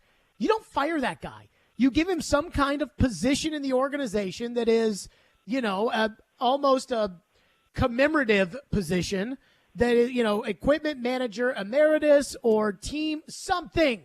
You pay him less than you're paying him now. You give him field passes to the game. And he's a part of the organization. You honor him on the field before the game on the Jumbotron. Like, that's what you do. You don't just tell the guy, walk in that day and say, hey, your contract's not being renewed after 40 years, you're out of here. I mean, how many times have we heard Vrabel talk about how important relationships are with the people in the cafeteria and, people in the equipment room, people in the training room? He's talked about that, talked about how players treat those guys and how important that is. That's kind of hard to believe that he means it when you hear something like this, right? Sure. Do you think Vrabel knew that there was going to be this level of outrage, at least, from former players and people like me and you and Paul that have been around this thing for a while? Do you think he knew that this was going to be that unpopular, or do you think that he thought, well, who cares about the equipment manager? I think the second's more likely, but who knows? I mean, maybe he did. I mean, but, you would think, that's where, Kenneth Adams has been around the organization a long time. I mean, he's been in every department, because he was learning. You'd think there would be people there to say, yeah, you can't do it this way. We can move on from him, but we got to do it a different way. He's meant a lot. Paul wrote? No, I didn't get a chance to read it, no. So Paul wrote at paulkaharski.com that everybody that he talked to yesterday wouldn't say anything, like even behind the scenes, about Haas, like not even man, that really sucks for him, or, oh, that means we could be next. Like, nobody said anything. And I think that is the fear with which Mike Vrabel is running that organization right now, and that bothers me. So basically you're saying it's Belichick 2.0. Something like that, yes. Because that seems like exactly like a Bill Belichick move, doesn't it? Yes. Yeah, and that was my first thought. I'm like, that's a total Belichick move. So I mean, what did the equipment manager do? Like, that's the thing that I can't get over is what did you lose 7 games in a row because of him? Well, look, people get hired and fired for a million different reasons. You know that. I know that. Absolutely. You could have great ratings and get fired because the GM at the station doesn't like you and his cousin, Chachi, needs a show. Mm-hmm. I mean, there's a million reasons you can get hired or fired. Some of them are good, some of them are bad. So we don't know, the exact reason. We have just heard from people close to the situation. I told you, how it went down. And that's not cool. I think that's the bottom line. Not that you fired him, but how you fired him. Mm-hmm. It's not real cool. People need to mean more than that. I saw one of the Titans' former players at the YMCA today. He hadn't heard. I told him, and his his jaw hit the ground when I told him. Was it Chris Sanders? Are you kidding me? No, it was not Chris Sanders. Oh. I didn't see Chris at the gym today. I think he's going to lose his swole. I highly doubt that. It's funny. I talked to somebody close to Floyd because I know how much Haas meant to Floyd. I really do. And I talked to somebody close to Floyd after I opened the show ripping Vrabel's ass for firing Haas. And they told me that they thought, and I think you know this, that most of the time that I would rip Vrabel's tush, Floyd was against that side of it. But they said that he would have been on my side. And that tells you the respect that he had for Haas and the way that Vrabel just walks into the equipment room and says, today's your last day, pack it up. See, this is the big picture on this, Corey, is that I think Vrabel's an excellent coach. I think he's a good coach. Yep. And they need to leave him at coach. Like, that needs to be his position. Just like he doesn't need to be doing the laundry or serving in the cafeteria. He needs to be the coach. He doesn't need to be dealing with these, interpersonal relationships with these kind of people because he doesn't understand the ramifications of making this kind of mistake. Yeah, it'll be interesting to see. I mean, the other thing is you talk about ripples in the organization. There's a lot of dudes there that you and I know that have been there for a long time. Good people who right now are probably looking over their shoulder hard, saying, I've given my life to this organization and I might just see the coach one day. And when he's walking down the hall, I need to run in the other direction. Mm-hmm. There was Corey a time Curtis where News 2. What was that? I was going to tell a story. Go. There was a time where News 2 was going through some troubling financial times and we were in layoffs. And, the rule was, there had to be 2 managers in the room to let you go.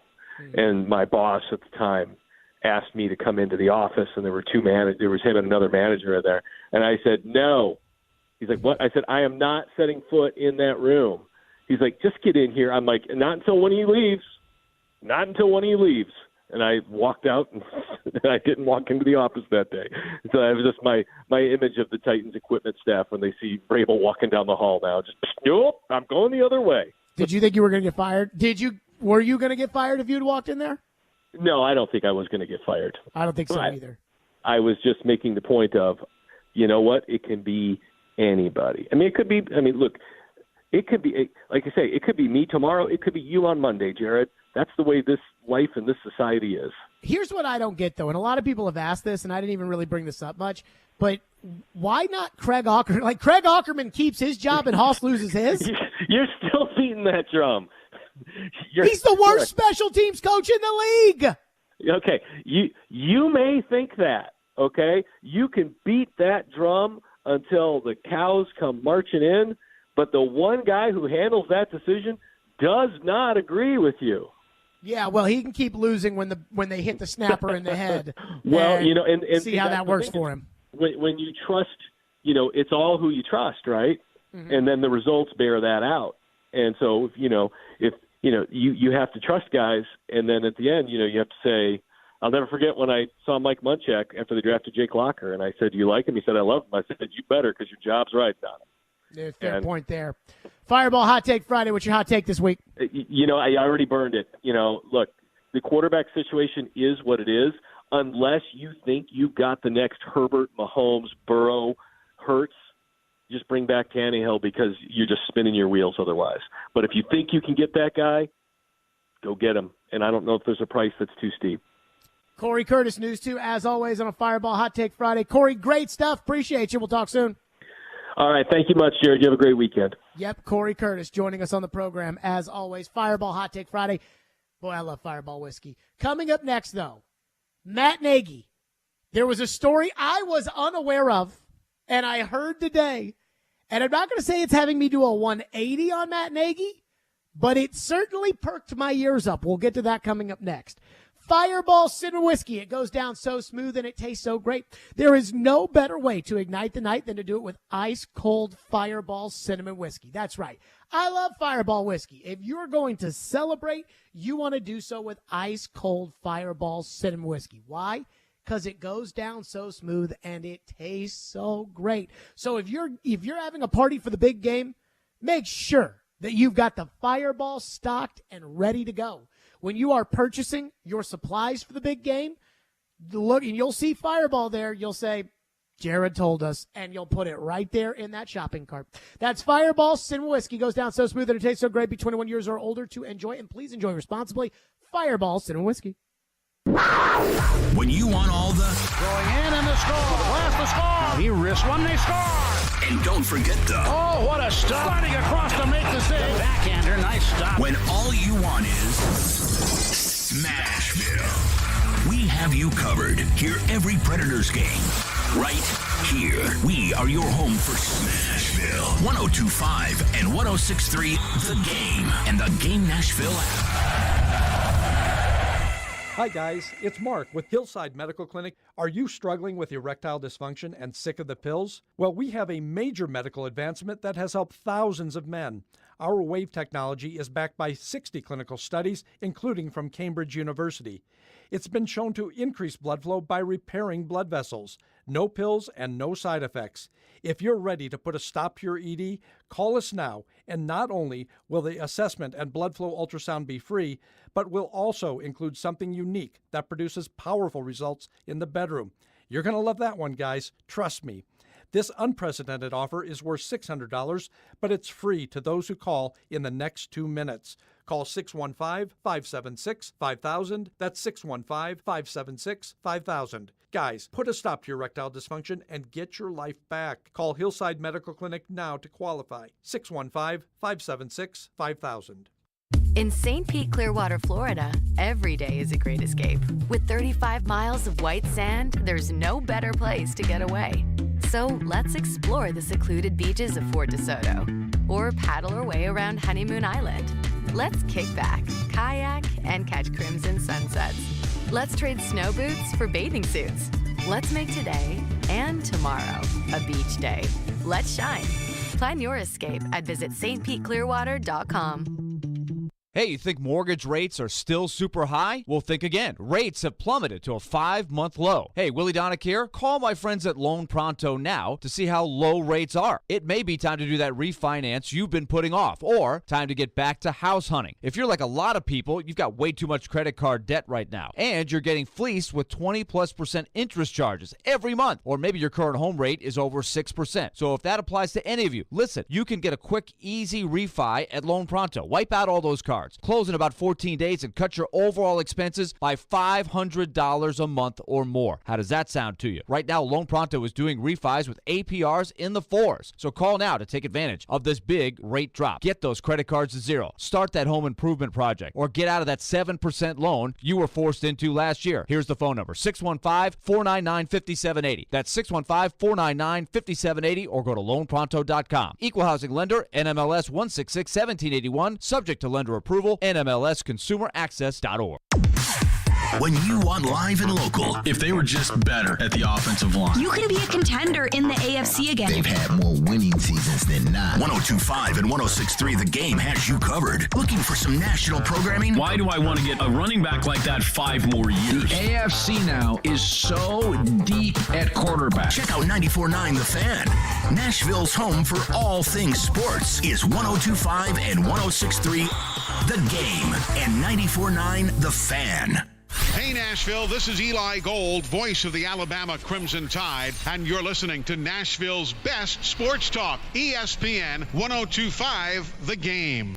So there's been no talk, no movement on the Titans opening. Are you hearing anything there? I think I said this to you guys maybe before it became, I don't know, maybe before it was public. Look, I think it's Matt Nagy. I think the only reason that it's not already Matt Nagy is because the Chiefs are still playing. Now I don't know that. I'm not reporting that. That's just what I feel has happened. To me, if Kansas City weren't still playing, I feel like it would have been done by now. And I think it's one of these things where it's we're not going to go hire someone else because, look, Matt Nagy's not rumored to be getting one of these head coaching jobs that's open. We feel like it's pretty good that it's happening here. And so ultimately we're just not announcing it now. It's distracting to the Chiefs. Really doesn't matter if we announce it now or we announce it later or we officially decide later. I feel like it's Matt Nagy. Again, I'm not reporting anything like you're saying, hey, what's my sense? What's my feel? My feel is that it's Matt Nagy, that it's decided. We'll go through some of these, exercises along the way here, but ultimately I think he's the offensive coordinator. Damn. Tim Hasselbeck, on one hand, I'm telling you it's going to be Matt Nagy. On the other hand, I'm not saying anything. And that's because there are two people in football media. There are people that want to stay out of it and people who want to get in it. I'm somebody who wants to get in it. He's one of the guys who wants to stay out of it. I'm staying out of this, but I'm just telling you, that's what Tim Hasselbeck, it felt like, was doing there. So it feels like Matt Nagy, the quarterback coach of the Chiefs, is going to be the next offensive coordinator of the Titans. And to me, it's very polarizing, not from a standpoint of how the people will feel about hiring Matt Nagy, but how I would feel about hiring Matt Nagy. I do like the fact that it is unlike anything Vrabel normally does, which is that it is hiring somebody who is not some bozo who he's worked with before, which I would appreciate. But at the same time, I think there's the fear of what happened in Chicago and how much of a mess that was with Matt Nagy as the coach, and the fact that offense without Andy Reid was never better than 21st in the NFL over 4 seasons. They made the playoffs twice because of their defense, but the offense was terrible. So what are you going to have? Because the Chiefs' offense is great, but the Chiefs' offense was great when he wasn't there. So how much does he do? Does Andy need him? Andy won a Super Bowl without him. But did he develop Mahomes because the one year that he was offensive coordinator was the year Mahomes sat on the bench? I don't know. And I was listening to Charles Robinson, Yahoo's senior NFL insider, on with Robbie and Joe this morning, and he was actually talking about, Mahomes said on the Kelsey Brothers podcast that Matt Nagy was actually the one who really was making sure the Chiefs drafted him. And so I heard that, and I said, okay, well, I got to go to the Kelsey Brothers podcast, apparently, and hear what Patrick Mahomes said so I can get an idea. And this is what Patrick Mahomes said about Matt Nagy's involvement in is it Nagy or Nagy? I mean, I don't know. I'll try and do some more research on that. I think it's Nagy.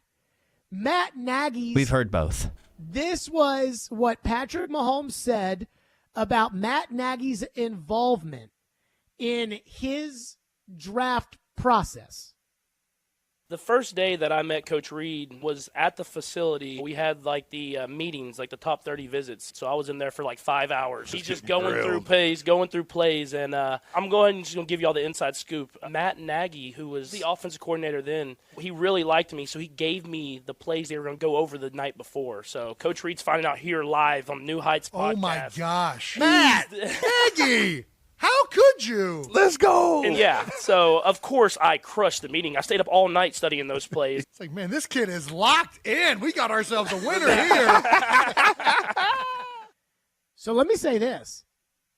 Matt Nagy might have been a complete bozo in Chicago, but if he was the guy who loved Patrick Mahomes and was like, we got to draft him, and not only we got to draft him, but we got to draft him to the point that, hey, kid, here's the answers to the test before your meeting with the big boy tomorrow. Here you go. And all of a sudden, I'm not going to say like that's why they drafted him, but it definitely looked good. Okay. Then I feel better about the idea of here are the Titans picking 11th, and this guy's involved in working with Vrabel and Ran Carthon as to who the next quarterback is going to be. Because I hear, Trevor talk about Will Levis, and it's like, no, I wouldn't draft him in the first round. And I watch Will Levis play in college, and I kind of feel the same way. But then I hear all these draft gurus, even Rick Spielman, the former general manager of the Vikings who drafted Justin Jefferson, I hear him saying like, oh, yeah, Will Levis is a better prospect coming out than Mahomes. So if that's the case, I mean, could it be? Could this be the guy that helps you find the next quarterback and that coaches up the next quarterback so that maybe one of these days you can have one of the big boys? Now, here's the deal about drafting an all-time great player. Every single person associated with that player is going to take the credit. I know that Bill Belichick gets all the credit for Tom Brady, and I'm sure there's a lot of credit to be given to Bill. But when they talk about Brady, nobody ever mentions Bobby Greer, who was the senior personnel director of the Patriots, and as Lloyd Carr would say in the Brady 6 documentary, the one guy who called him at Michigan and inquired about Tom Brady as a quarterback. Nobody ever talks about Dick Rabine, the Patriots quarterback coach, who banged the table in the draft room telling Bill Belichick, we need Tom Brady. And Dick Rabine, who was Brady's first quarterback coach, who passed away before the 2001 season. So Dick Rabine, the guy who banged the table for the Patriots to draft Tom Brady, never saw what Tom Brady became. And so that is, everybody's going to take credit. Scott Pioli's going to get his credit, and this guy's going to get his credit, and that guy's going to get his. Everybody is going to get their credit. But what you really have to do when you're in football is you have to figure out who's really responsible for that success. Who is really the reason why Patrick Mahomes was discovered the way he was by the Kansas City Chiefs? That the Kansas City Chiefs so covertly made the moves that they made. I mean, I remember talking to John Dorsey, the former general manager at Kansas City, who was the general manager then, before he got fired after that. And I remember talking to John Dorsey about Patrick Mahomes and what John Dorsey thought of Mahomes. So he's going to want his credit. Brent Veach is going to want his credit. Andy Reid's going to get his credit. So you got to figure out how important Matt Nagy really was in this process. But the fact that Mahomes is the one who's saying, oh, yeah, he gave me the answers before the test, makes me think maybe he was involved in that, and maybe that's why the Titans like him if they, in fact, do. 615-737-1025. We'll add your phones in on that. So I'm not going to say that I'm going to do a 180 on Mahomes, on Matt Nagy right away, because I still am kind of hesitant over the fact that he was kind of a bozo in Chicago and all of his successes come with Andy Reid. But if he's the one that was pushing Patrick Mahomes, that changes my opinion a little bit of him being the next offensive coordinator. 615-737-1025. We'll get to your phones. Plus, the one thing that I can promise you today, just based upon the one source I need, common sense, that Matt Nagy will not do as the offensive coordinator of the Titans. We'll get to that next. Stillman & Company, 102.5, 106.3 The Game on a Fireball Hot Take Friday. every Wednesday at noon. That fits the mentality of what they're going to do. Outkick 360's Jonathan Hutton joins Caroline, Willie, and D-Mace to talk all things Titans and NFL. Much more creative in how you go about calling certain plays. He's got opinions and insights on the two-tone blue. That doesn't mean that you can't have great or don't need great quarterback play. Catch Hutton every Wednesday at noon on 102.5 and 106.3 The Game and the Game Nashville app. Score amazing deals and get ready for the big game at Electronic Express. Come into any of our convenient locations and save big on 4K TVs from your favorite brands like Samsung, LG, Sony, TCL, Hisense, and more. Electronic Express has huge savings in every department. 4K TVs, computers, appliances, smart home, Bluetooth speakers, and more. Save up to 40% with up to 36 months free financing. Get big game ready in-store or online at electronicexpress.com. Electronic Express, we make it happen.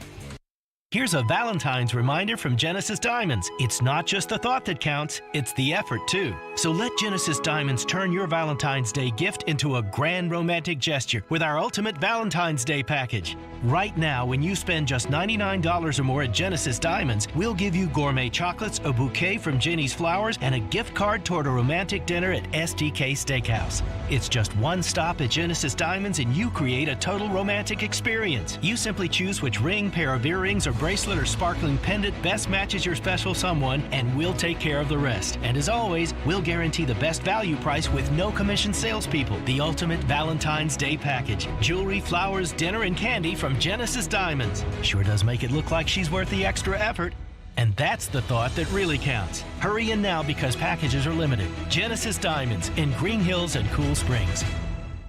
Adult education in Tennessee. It's more than just a diploma. It's a path to a better life. It's a way to help you communicate more effectively. From high school equivalency classes and testing to English as a second language and college prep courses, there's no shortage of opportunities to enhance the lives of you and your family. Adult education in Tennessee. It's more than just a diploma. Go to tnworkready.com to unlock your maximum potential. Brought to you by Tennessee Adult Education, the Tennessee Association of Broadcasters, and this station.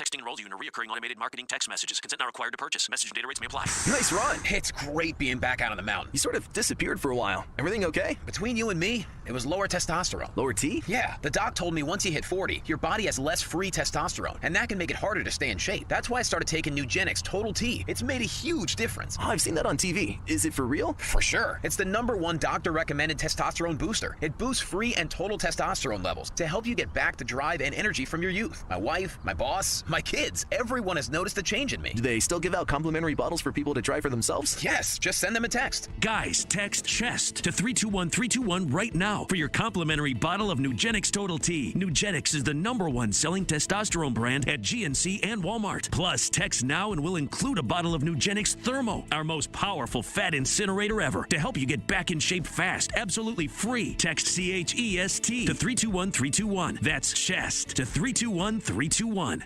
One is smart. This has just been a constant trend for this team. One is funny. That's right. Funny looking, maybe. Chase and Michelle with Chase McCabe and Michelle Knezovic. Are you listening? I'm listening. Everybody's listening. Weekdays from 9 to 11. Presented by Hair Club. Hair Club. Love your hair. Live your life. On 102.5 and 106.3 The Game and the Game Nashville app. You're listening to Stillman and Company, presented by TriStar Moving on 102.5 and 106.3 The Game and the Game Nashville app. Before we get into serious things, looking at the Kelsey podcast today, and Patrick let the cat out of the bag. You gave him the plays before his visit. Can you tell us your side of the story? I keep hearing about that here today. So, well, yeah, I mean, it was, you know, it's always a unique and fun process going through that, and I think.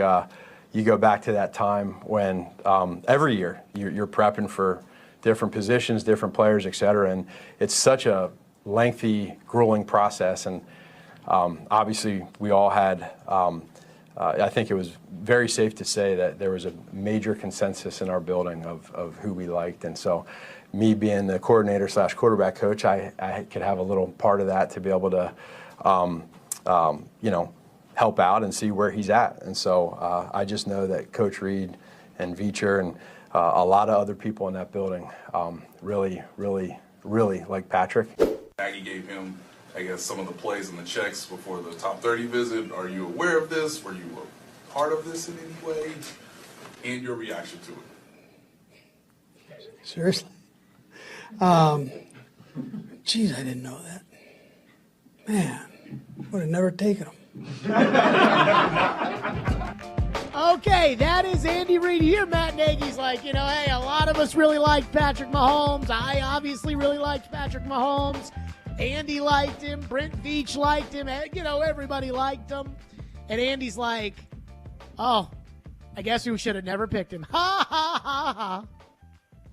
You know what that means? That means they're not going to tell you what really happened. But I want to know, because if Matt Nagy is going to be the next offensive coordinator of the Titans, which Tim Hasselbeck is swearing up and down he will be without reporting that he's going to be, then I need to know, how involved was Matt Nagy in the drafting of Patrick Mahomes?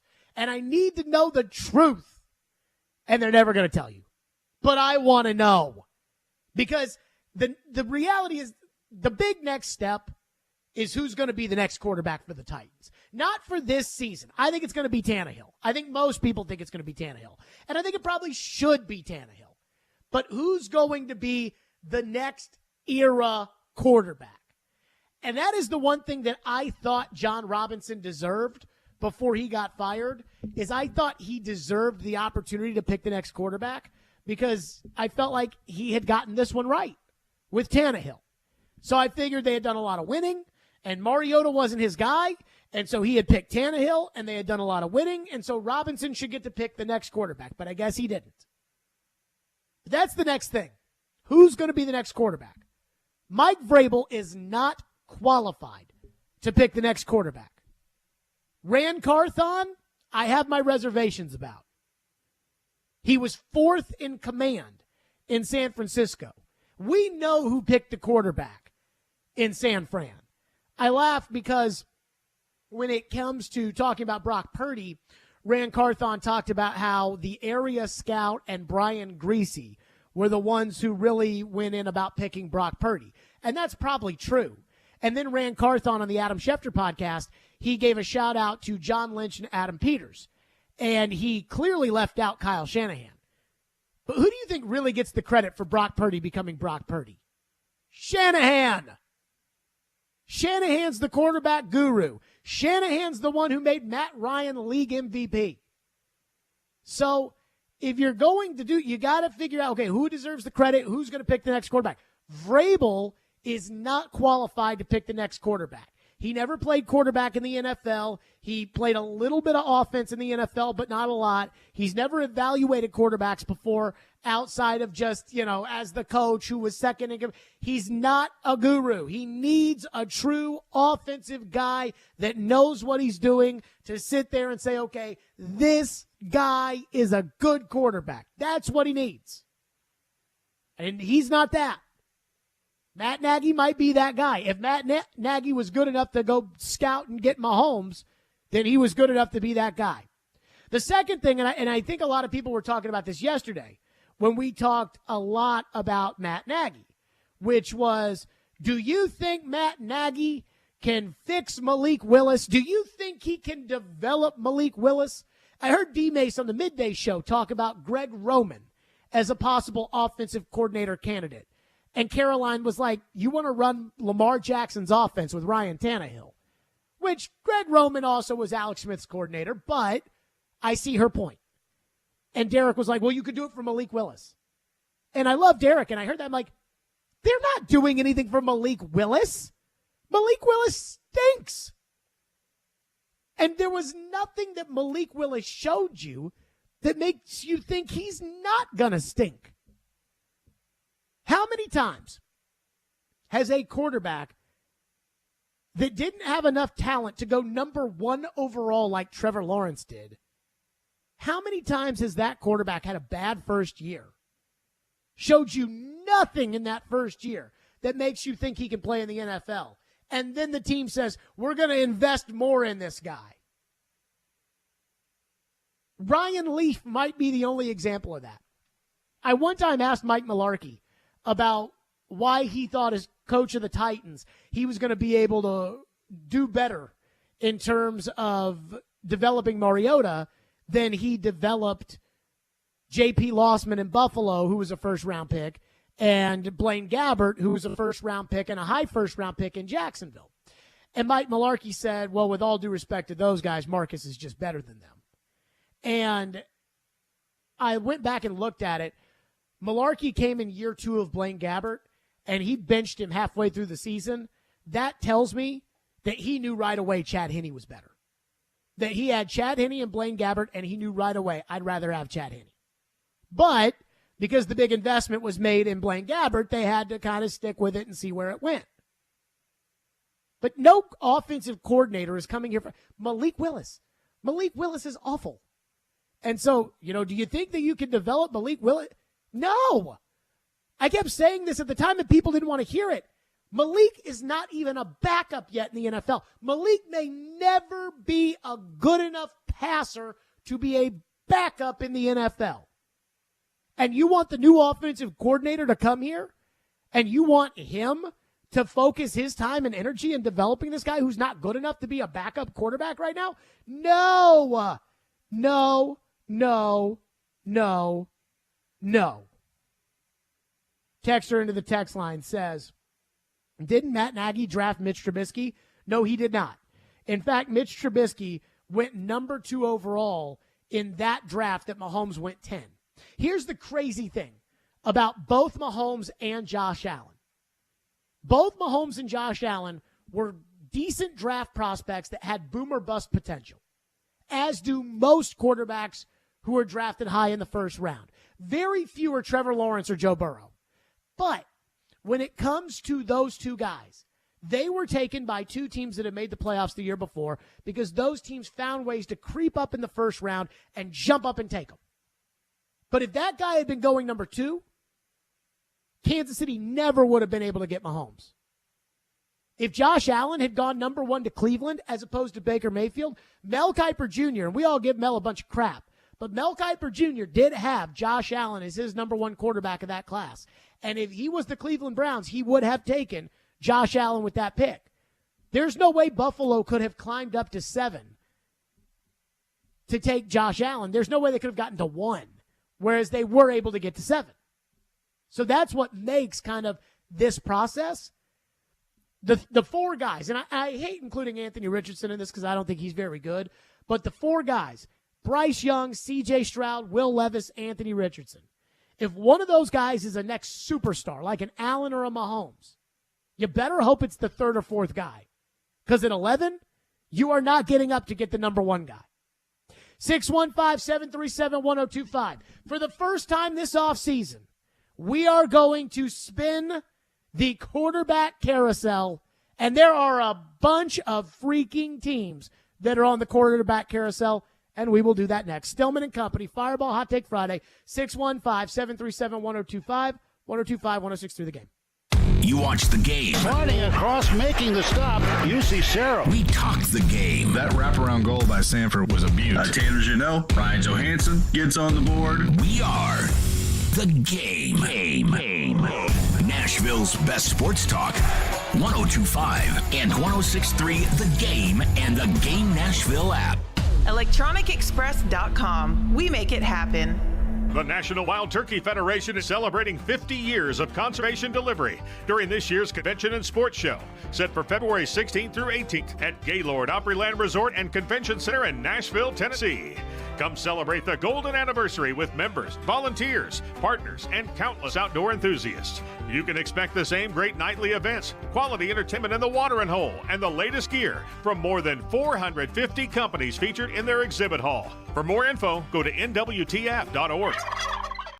If you missed the latest from Caroline, Willie, and D-Mace. But I do think all things considered with replay and the fact that we can go down to the single ittiest-bittiest little millisecond, and there are still some calls, like the 3rd down call, that we're all looking at what's going on there, where we should have every single piece of information as to why a certain thing was called. Right, but when that happens, right, who's really, other than the wackos, okay, who really thinks the game is rigged when they see it? And there may be some crazy Bengals fans. fans. All right, because you get emotional when they are it's going your team. crazy right Your first now. instinct as a fan for your team is, wait a minute, you're screwing our team. But in the real world, that's not a conspiracy, right? When a guy comes in, it's just an honest mistake. They messed up. I think it is. It shouldn't have happened, but the game is not rigged based on what happened there. I do think a lot of people believe it. Caroline, Willie, and D-Mace. Weekdays from 11 to 2 on 102.5 and 106.3 The Game and the Game Nashville app.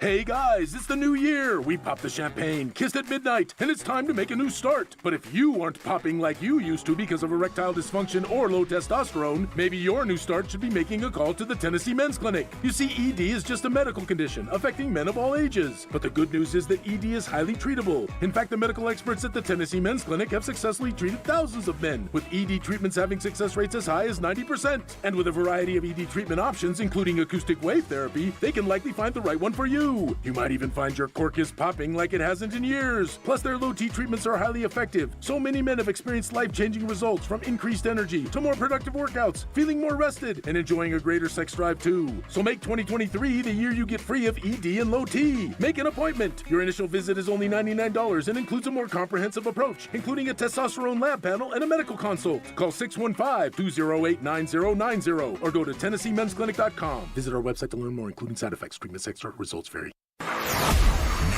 Your Game Center update. The Houston Texans have their next head coach. D'Amico Ryans was introduced yesterday afternoon after spending the last 2 seasons with the San Francisco 49ers as their defensive coordinator. He expressed his gratitude to be back with the team that he played with 6 years while in the NFL. To make others feel proud, and that's the recurring theme of all the messages that I've gotten. And I just correlate to what do we want to do here, for our team. Like, we just want to make the city of Houston proud. And the number 21 MTSU women's basketball team was upset by UTEP last night, 65-62. It was the Miners' first win over a ranked opponent in over 20 years. And tonight marks the beginning of the All-Star festivities in the NHL. UC Stars represents the Nashville Predators this weekend. The All-Star game is slated for 2 p.m. on Saturday. I'm Nick Keyser for 102.5 and 106.3 The Game. For more, follow us on Twitter at 102.5 The Game or visit thegamenashville.com. Live from the Hiller Plumbing, Heating, Cooling, and Electrical Studios. WPRT-FM Pegram, WPUC HD2 Laverne. Bobby and Rex Road. Chase and Michelle. Caroline, Willie, D-Mace. Stillman and Company. Nashville's best sports talk. Crank it up.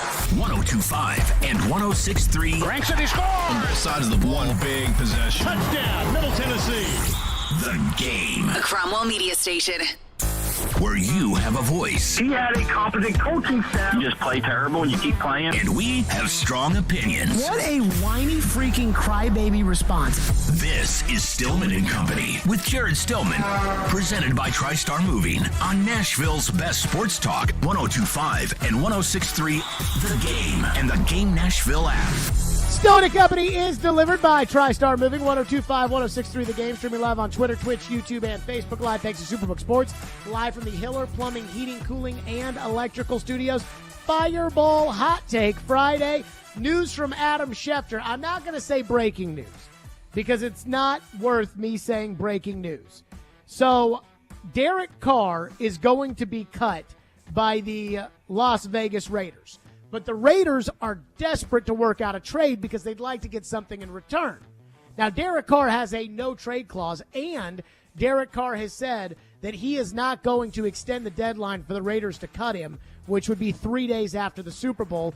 Thus, he'd get a jump on the market if he were cut, which means that the Raiders have to find a trade partner in the next couple of days, and the trade partner would have to make the deal, promise not to renege until the start of the new league year because the trade deadline is passed, and then would have to hope that Derek Carr okays it. Adam Schefter tweets out that the Raiders have granted Derek Carr permission to speak with other teams interested in trading for him that have also agreed to compensation with Las Vegas. It's the same arrangement the Texans had with Deshaun Watson last offseason. The difference is the Texans weren't going to cut Deshaun Watson. The Raiders are going to cut Derek Carr. Derek Carr is not going to be traded. He's going to be cut 3 days after the Super Bowl, and then he'll pick his team. Because think about it. If you're Derek Carr, why would you want your team that you're going to give up something to the team that's trading you when you could just go to that team and that pick that they would trade to get you, they can use on a player that can help you. So it doesn't make any sense. But it is now time to officially spin for the first time, and we will do this like Mel Kiper does mock drafts throughout the year, the 2023 NFL quarterback carousel. And my goodness, there are a lot of teams this year that are either in the market for a new quarterback or could be in a new market for the quarterback. Ian, let's start at the top. Raiders. We know the Raiders are done with Derek Carr. We know Derek Carr's done with the Raiders. In fact, with Tom Brady off the board, there's really no way to save face. You lose Derek Carr, you get nothing in return, and the best you can do is going to be Jimmy Garoppolo. He's familiar with McDaniels from New England. We saw McDaniels get to the Broncos, push out Jay Cutler because he wanted Matt Castle. Garoppolo's better than Matt Castle. He's doing the same thing over again. I don't think he's going to win a lot of games. I think he's ultimately going to get fired because of it. But right now, Jimmy G is my choice to the Raiders. Jets. Aaron Rodgers. Aaron Rodgers is going to the Jets. This time the red carpet works. And I think the red carpet is going to work because I don't think the Packers want Aaron Rodgers. Charles Robinson said it on the morning show, the Yahoo Sports NFL Insider. He said they're going to pick up the fifth-year option on Jordan Love, which means they're committed to Jordan Love and not Aaron. The Jets have said, we'll pay for a top quarterback. We'll give up the picks for a top quarterback. We'll hire Nathaniel Hackett for the top quarterback. Aaron Rodgers to the Packers, or to the Jets. Packers. Jordan Love. It's easy. You get some picks from the Jets. You build around Jordan Love. You're probably not going to be very good next year, but you got a lot of aging players like David Bakhtiari and Randall Cobb and Sammy Watkins. And with Jordan Love and Aaron Jones, you'll still win some games. But it's going to be a reset year, kind of like what the Steelers went through this past year. Ravens. Lamar Jackson on the exclusive franchise tag. They will not give Lamar Jackson the Deshaun Watson contract, and from their standpoint, they should not give Lamar Jackson that contract. So I think it's going to be pretty simple. The exclusive franchise tag, Lamar plays for $35 million or whatever it is next year, and then they do it again. And maybe even by then, Lamar will prove that he's the man, and they'll give him a big-time deal, or Lamar will prove that he can't stay healthy or he can't win in the playoffs, and they'll move off of him. Falcons. This is the tricky one here. I think it's going to be Baker Mayfield. And here's why. The Falcons are not in position to draft one of the top quarterbacks. Desmond Ridder is probably not going to be a legitimate starter in this league. It's not going to be Mariota. Arthur Smith's on year 3. He needs to win. And so who can you get? Baker's got talent. Atlanta is an under-the-radar city. It doesn't get talked about much. Baker, make him the starting quarterback, rein him in. Arthur's a great coach. We saw how he set Tannehill up for success. We saw how Sean McVay, a great coach, worked with Baker. He's got the receiver in Drake London. He's got the tight end in Kyle Pitts. He's got the running game with Algier and Cordero Patterson. They've got a high pick this year. It wouldn't cost them a lot of money. I think they'd win some games. Baker Mayfield to the Falcons. Saints. This one's tough, too. Andy Dalton. Only because nobody wants the Saints and nobody wants Andy Dalton. Nobody wants the Saints. Sean Payton doesn't even want the Saints anymore. The Saints that were the hopping place are no longer. Their team's gotten old. They're expensive. Who knows about the coach? Nobody wants the Saints. They don't have a first-round pick. Nobody wants the Saints. And nobody wants Andy Dalton. I guess they do now because of the Sean Payton pick, but it's not a good first-round pick. Andy Dalton back to the Saints. Commanders. Now I'm going Derek Carr here. The Saints are going to make a big push for Derek Carr. I think he's going to spurn them because they're just not good enough. The Commanders actually have a good team. They are good on the defensive line. They run the ball. They've got receivers. They just need a quarterback. Derek Carr just needs a place that will give him the money and give him some sort of infrastructure to succeed. The Commanders play in a tough division with Philadelphia and Dallas with those pass rushes. But I think Derek Carr, the Jets are going to get Aaron Rodgers. I think Derek Carr goes to Washington. Giants. I think they're going to give Daniel Jones a new deal, and you all are going to be shocked when Daniel Jones signs for $45 million a season. But that is the going rate for a starting quarterback in the NFL. I know it's only one good year, but Brian Daboll is still there. It's easier to get the deal done with Daniel Jones and then franchise tag Saquon Barkley. Daniel Jones back to the Giants, $45 million a season.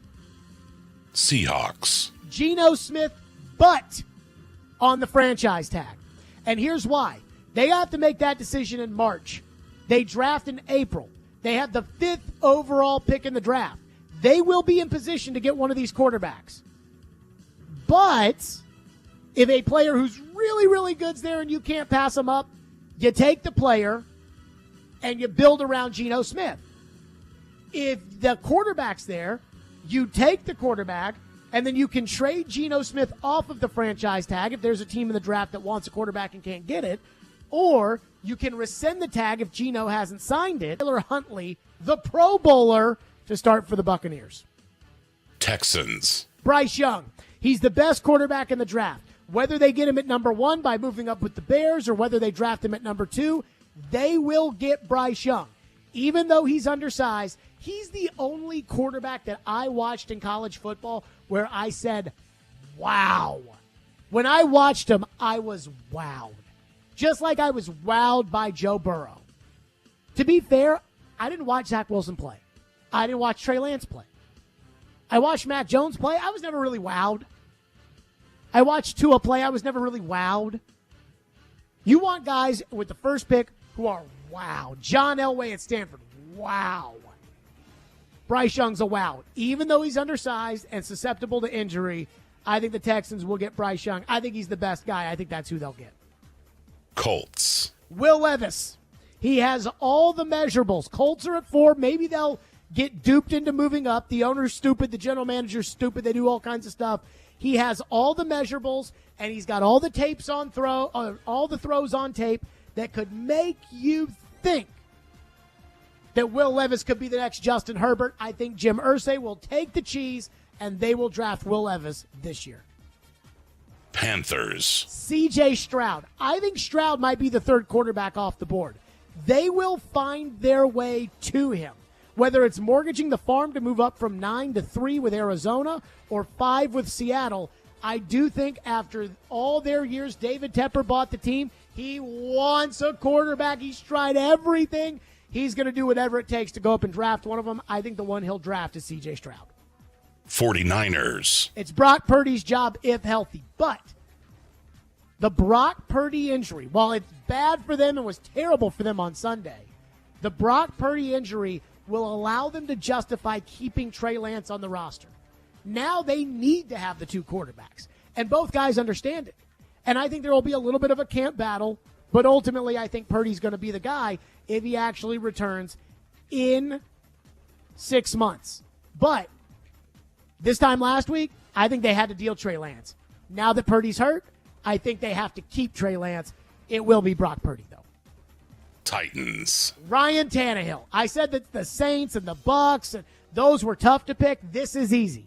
Ryan Tannehill to the Titans. I think the Titans will go through the process this offseason, uncover every stone, and ultimately realize that they can't get a better deal than Ryan Tannehill at 1 year and $27 million. Now, if they want to screw with the number because of the cap, they can. But again, right now it's 1 year and $27 million for Tannehill, and he'll be their guy. And I think it's that simple. And maybe they maneuver it. Maybe they extend him. Maybe they, I don't know. I don't care. It's the cap. It's fake. But Ryan Tannehill, I believe, will be the starter next year for the Titans. So that's our 1.0 spin on the quarterback carousel. We will revisit as more comes out and we hear more news. And every time we need to do a new carousel spin, we will do it. But right now I feel pretty good about that one. The Bucks and Tyler Huntley was kind of hard for me to figure out. You know, he's an RFA, so they could tender him. But if they tender him for $6 million, someone's going to pay it. for Tyler Huntley. And so the Buccaneers, we all go back to forgetting about them, unlike how we felt about them during the Brady years. 615-737-1025. Derek Carr sticks his middle finger to the Raiders, and good for him. And what we're seeing about Derek Carr is going to tell all of you how not to do things. We'll get to that next. Stillman and Company. Fireball Hot Take Friday, 102.5, 106 The Game. The college football season never stops. ESPN college football analyst Trevor Manich joins Stillman and Company every Tuesday at 4:30. They've got to do what Nick Saban in Alabama has done so successfully over the last 10 years. Presented by Houston Clinic Orthopedics on Nashville's best sports talk, 102.5 and 106.3 The Game and the Game Nashville app. You can trek through the savannas of Africa. Wait on the magic moment on the Great Plains of North America. Or find the thrills of Patagonia. You can book your dream hunt at the SEI Convention, coming to Nashville for the very first time. Come find your adventure February 22nd through February 25th. It's the ultimate sportsman's market, a place for every hunter. And this year, it's happening Music City style, with special performances by Lee Brice, Big and Rich, The Frontman with Gretchen Wilson, and of course, Leonard Skinner. It's a celebration of the outdoor lifestyle, February 22nd through February 25th. Come find your adventure. Just log on to safariclub.org. One more time, that's safariclub.org. This convention will sell out, so reserve your spot today.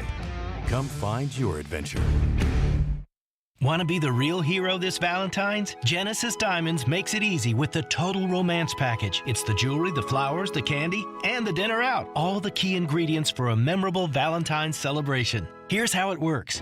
When you buy any piece of jewelry for just $99 or more, we'll give you some gourmet chocolates, a bouquet of flowers from Jenny's Flowers, and a gift card toward dinner at STK Steakhouse. We've pulled together some wonderful Valentine gift ideas for the occasion. Rings, earrings, pendants, bracelets, bands, affordable timeless gifts she can enjoy for years. And of course, if you're thinking of getting engaged this Valentine's, Genesis can create the ring of her dreams with our dazzling GIA diamonds and designer mountings. Unlimited possibilities. So bring the sparkle and the romance with one-stop shopping at Genesis Diamonds. Spend just $99 or more with us and get the flowers, the chocolate, and gift card for dinner as our gift.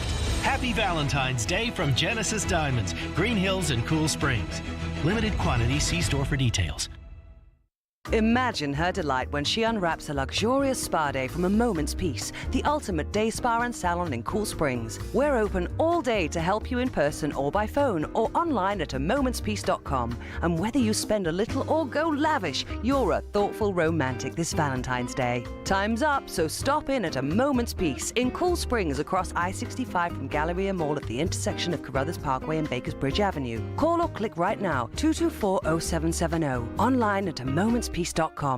At the law office of Amanda J. Gentry, we are committed to defending your rights. We have a team committed to helping you navigate the court system, whether you've been accused of a crime or you're going through a messy divorce in custody. Call our team to help you navigate this system. We are here to protect your rights, to demand your rights, to enforce your rights. 615-604-6263. 615-604-6263. AmandaJGentry.com.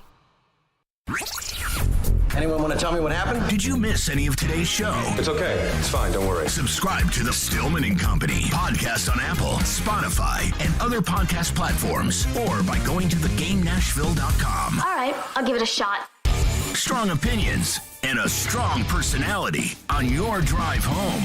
This is Stillman and Company, presented by TriStar Moving on 102.5 and 106.3 The Game and the Game Nashville app. Derek, there's been a lot said about how it ended for you in Las Vegas, how they handled it. Is there something that you would want to share about, from your perspective, how it all went down? I mean, I think there's a time and a place for it, and I'm grateful for everyone that reached out that wanted to give me the platform to share my side, but I just don't feel like I should. I'm just going to continue to hold my head up. I'm going to continue to speak graciously to everybody and about everybody because I don't have anything bad to say. And so, there's things that obviously, the hardest part about being human is that you want to share and you want to make everything right and all that kind of stuff, but it's not going to fix anything, So for me, I'll just let it be what it is, and I'll just keep loving people and give my next city my best. Derek Carr of the Las Vegas Raiders. He will represent the team one more time in the Pro Bowl games this weekend, whatever the hell that means. He will represent them one last time, and then they have 3 days after the Super Bowl to release him. Now, the Raiders are scrambling to try to get a trade worked out. Here's the problem, though. If they agree to the trade, here's how crazy the contract works out. If they decide to trade Derek Carr, they cannot trade him until the start of the new league year. So they have to wait until March 13th or March 16th or March whatever 10th that the league year starts on. They have to wait before they can trade him. But the $40 million in salary guarantees 3 days after the Super Bowl. In fact, this is clearly a very stupid contract that was written up by the Raiders. So the Raiders have 3 days after the Super Bowl. If the Raiders can agree to a deal with a team, then on that March date, they can trade the guaranteed salary to the new team who can then take it on. But the Raiders have to be sure that the new team is not going to renege on their promise. And there is nothing that is going to keep the new team from having to do that. So, for instance, Derek Carr could work out a trade with the Jets, and 3 days after the Super Bowl, the Jets could think they have their guy, and Derek could think he's going to the Jets, and the Raiders could let that salary guarantee, thinking they're going to get a third-round pick or a fourth-round pick in return, and then Aaron Rodgers could call up the Packers and say, I want to go to the Jets. And then the Jets say, well, do we want Aaron or do we want Derek? Let's go with Aaron. And now the Raiders have the guaranteed salary on their hands. So what is most obviously going to happen is Derek Carr is going to be released. And Derek Carr is going to be the belle of the ball. Derek Carr said at the Pro Bowl that he's not going to extend the date for the Raiders for when his contract guarantees. And good for him, because that's the only leverage he has, and the Raiders treated him so poorly on his way out the door. The Raiders, the last 2 weeks, so afraid that he might get hurt, that it would trigger that injury guarantee, they publicly fired him. And now, all these other quarterback-needy teams, Washington, the Jets, the Bucks, the Saints, all of them are going to line up. The Panthers, all of them are going to line up for Derek Carr. You and I both know Derek Carr ain't that good. You know that. I know that. But it doesn't matter because these teams don't have quarterbacks. And that's what not having a quarterback can do to you. It can make you stupid. It can make you see something that's not there. It can make you look at your team and say, well, we don't have a quarterback, but, if we give Tyrod Taylor all this money, we can, you know what? Let's do it.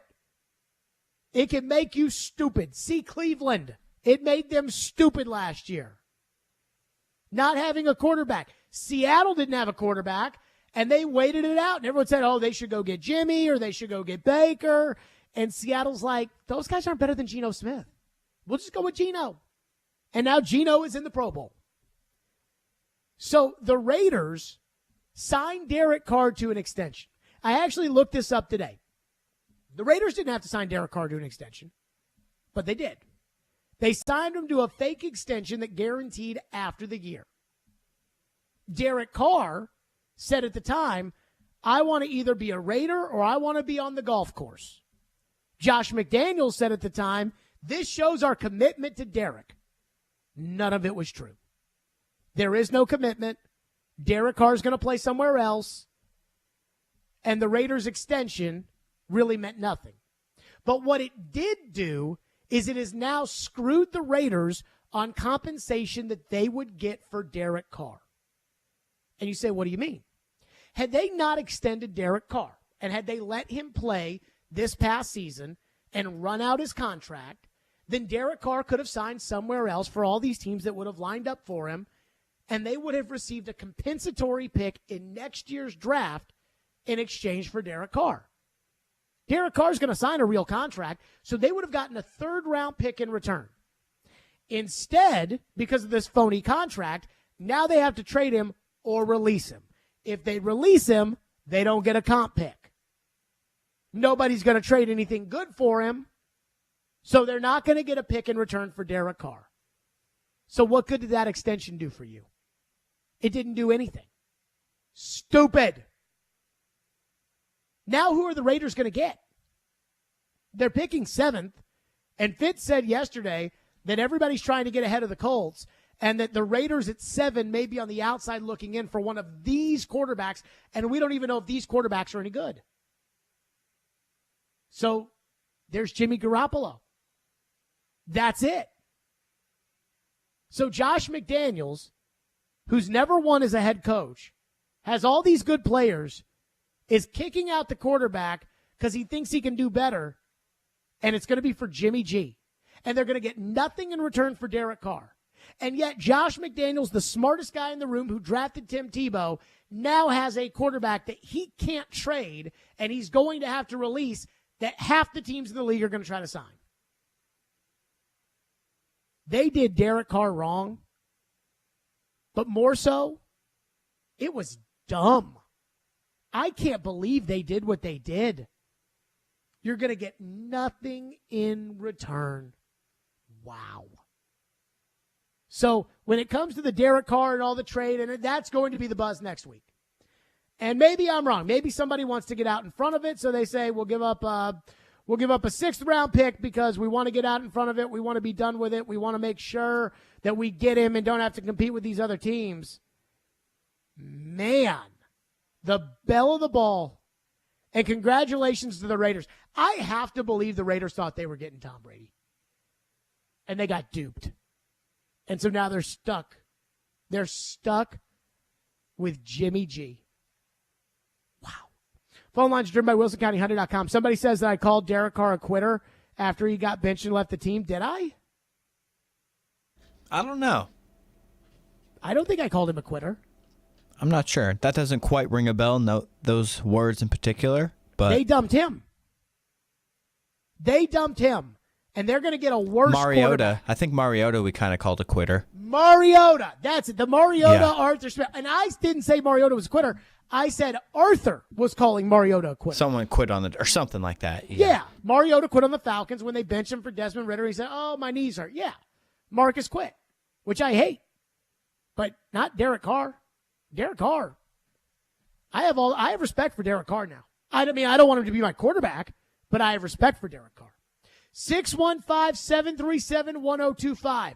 Are the Titans in the market for the number 1 pick? I think hell no. But there is a quote-unquote report that says the Titans are in the market for the number 1 pick, and we will get to that next. Stillman and Company, 102.5, 106.3 The Game. Hey, I'm Matthias Ekholm, and this is Smashville. Ekholm, his shot, he scores! Matthias Ekholm gets the Predators' 3rd of the night. You're listening to the flagship of the Nashville Predators radio network, ESPN 102.5 The Game. Welcome to Smashville, home of your Nashville Predators. Join us at Bridgestone Arena Monday, February 13th for the Valentine's Day date game and your college night with Austin Peay as your Nashville Predators take on the Arizona Coyotes. Purchase your college night tickets today at NashvillePredators.com/college nights for a Preds and Austin Peay co-branded hat. And don't miss the Thursday and Saturday games against the Boston Bruins and the Florida Panthers. For your tickets, go to NashvillePredators.com/tickets. Let's go Preds! Hey, it's Jared with my friends at Hiller. Kick off the new year with new upgrades for your home. This month, when you buy something you need for your home, Hiller will give you something you want. Pick your prize. Get a free 55-inch TV, Apple iPad, Solo Stove, or Nintendo Switch when you purchase new whole home generators or select new HVAC systems. Or a free 55-inch TV, Nintendo Switch, or Solo Stove when you upgrade to a new tankless water heater. There's no better time to take care of necessary home replacements, so call Hiller. That's Hiller Plumbing, Heating, Cooling, and Electrical. Call the Happy Face Truck today. Social Furniture's tax refund sale is going on now. You will save up to 50% in every department. Huge markdowns. You don't want to miss this opportunity to make your home spectacular. We have everything for your home in stock with no waiting. And hassle-free same-day delivery makes it easy. Pay no money down and pay no interest for 1 full year during Social Furniture's tax refund sale. Don't wait. Come in today. Social Furniture on Charlotte Avenue in the Richland Creek Shopping Center. And save, save, save. Houston Clinic Orthopedics wants to thank their patients for voting them the #1 orthopedic practice in the Nashville Scene Poll for 3 years in a row. Their physicians specialize in spine, joint replacement, knee, hip, upper extremity, and other orthopedic conditions. At Houston Clinic Orthopedics, they adhere to all CDC guidelines for the patient's and staff safety. To experience world-class orthopedic care and see a list of all physicians, visit their website at tn.houston.com and book your appointment online today. 1025 and 1063, The Game is live and local. And now, let's meet the starting lineups. Robbie and Rex Road 6 to 9. You are talking about a team that's building a roster. Chase and Michelle 9 to 11. He's still under contract. It's not always X's and O's. Caroline, Willie, and D Mace 11 to 2. Trades, free agents. Let's get it going. I think this is a good hire. And Stillman and Company 2 to 6. I can give you one of the best coaches in the league. And don't forget, we're your home for all things Nashville. He scored! Nashville's best sports talk. 1025 and 1063, The Game. Hey Nashville, this is Paul Feinbaum, and you're listening to Nashville's best sports talk, ESPN 1025, The Game. Do you think there's any chance the Titans are in the mix for the #1 overall pick in this draft? Well, I mean, here's my opinion. Why wouldn't you be? Why wouldn't you see what it would take to get up there from 11? I mean, if there's one of these guys that you like enough, why wouldn't you? We have seen it over and over and over and over and over again. If you don't have Mahomes, if you don't have Burrows, if you don't have Jim, if you don't have that guy back there, you're really up against it. Okay, see, if you're not one of those handful of teams with one of those guys, you got to find a way to get one, and so you've got to be sure that he is one.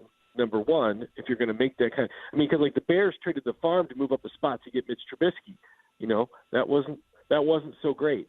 That didn't quite work out, but they tried, so I give them that. But I think I said this last week. If you don't have one of those guys, you need to be investigating your quarterback position every year to see what you can do to get one. There you go. That was Corey Curtis News 2 earlier today on the program saying, hey, maybe the Titans are in the market for the #1 overall pick. So a couple of people had texted into the text line and said, did you see this report out of Chicago that the Titans are interested in the #1 overall pick? I'm like, what? And so we did some digging, and we called on our chief Chicago correspondent, Ryan Porth, and we asked Porth about who's reporting, what are they saying, what's in, whatever. And so DeBear's blog, in fact, let me pull up DeBear's blog here on Twitter so I can tell you exactly how many followers DeBear's blog has. DeBear's blog has 42.3 thousand followers. So they have a lot of followers. And DeBear's blog tweeted out that 2 teams have approached the Bears about the #1 overall pick. And then some guy named Ben Devine said one of the inquiring teams is the Titans, who have the 11th pick in the draft. I sent that to Porth, and I said, as our, Chicago correspondent, I'm like, what's the deal with this? Here's what Porth said.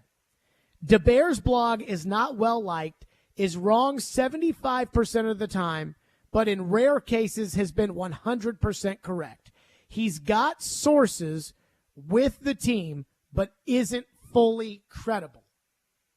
What? So, what do we make of that? DeBear's blog is reporting the Titans have interest in the #1 overall pick. Porth says the guy's got sources, but is wrong 75% of the time. Ian, do we take that seriously? Not 100% seriously. I can't get there yet. I'm going to need more than DeBear's blog, you know. But you never know. I wonder why so many people hate him.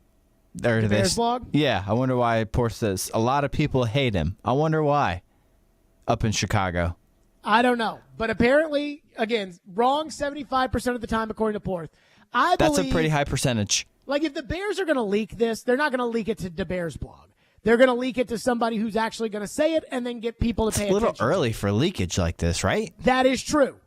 But you wonder, again, I don't think I don't want to say this guy made it up, but I don't think it's anything. Here's what I think, though.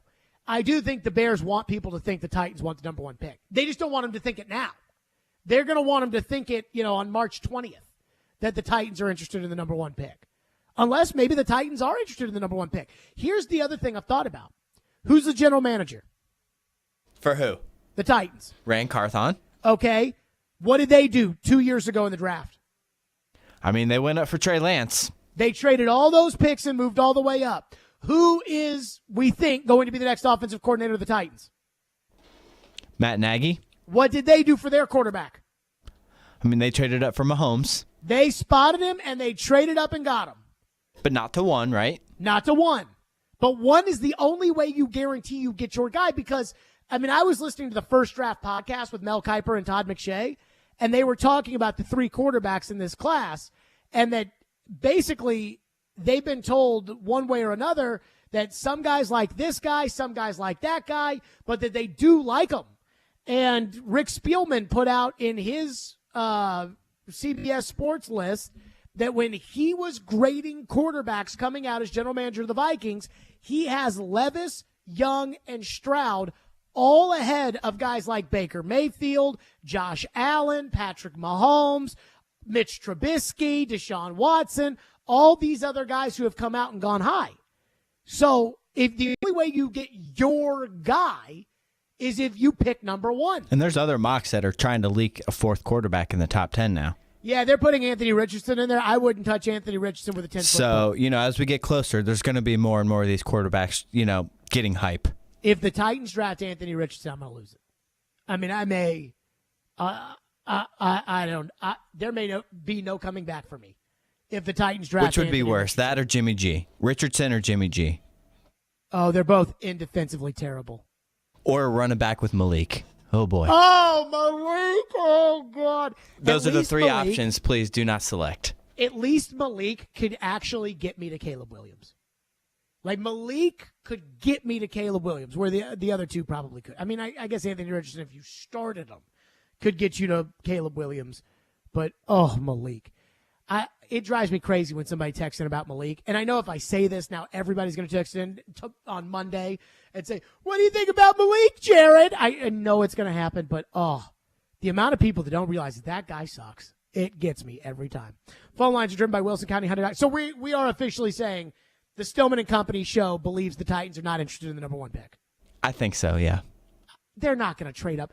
To go to one, again, when the Rams went from 15 or whatever to 1 with the Titans in 2016, it was 2 1s, 2 2s, I believe a 4 and a 7.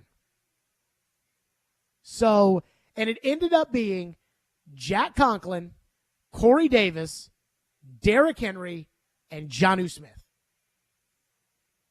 The Titans should have done better with that haul. It's still good, but they should have done better. Ellie is up next. Phone lines driven by WilsonCountyHunter.com, 615-737-1025. What's up, Ellie?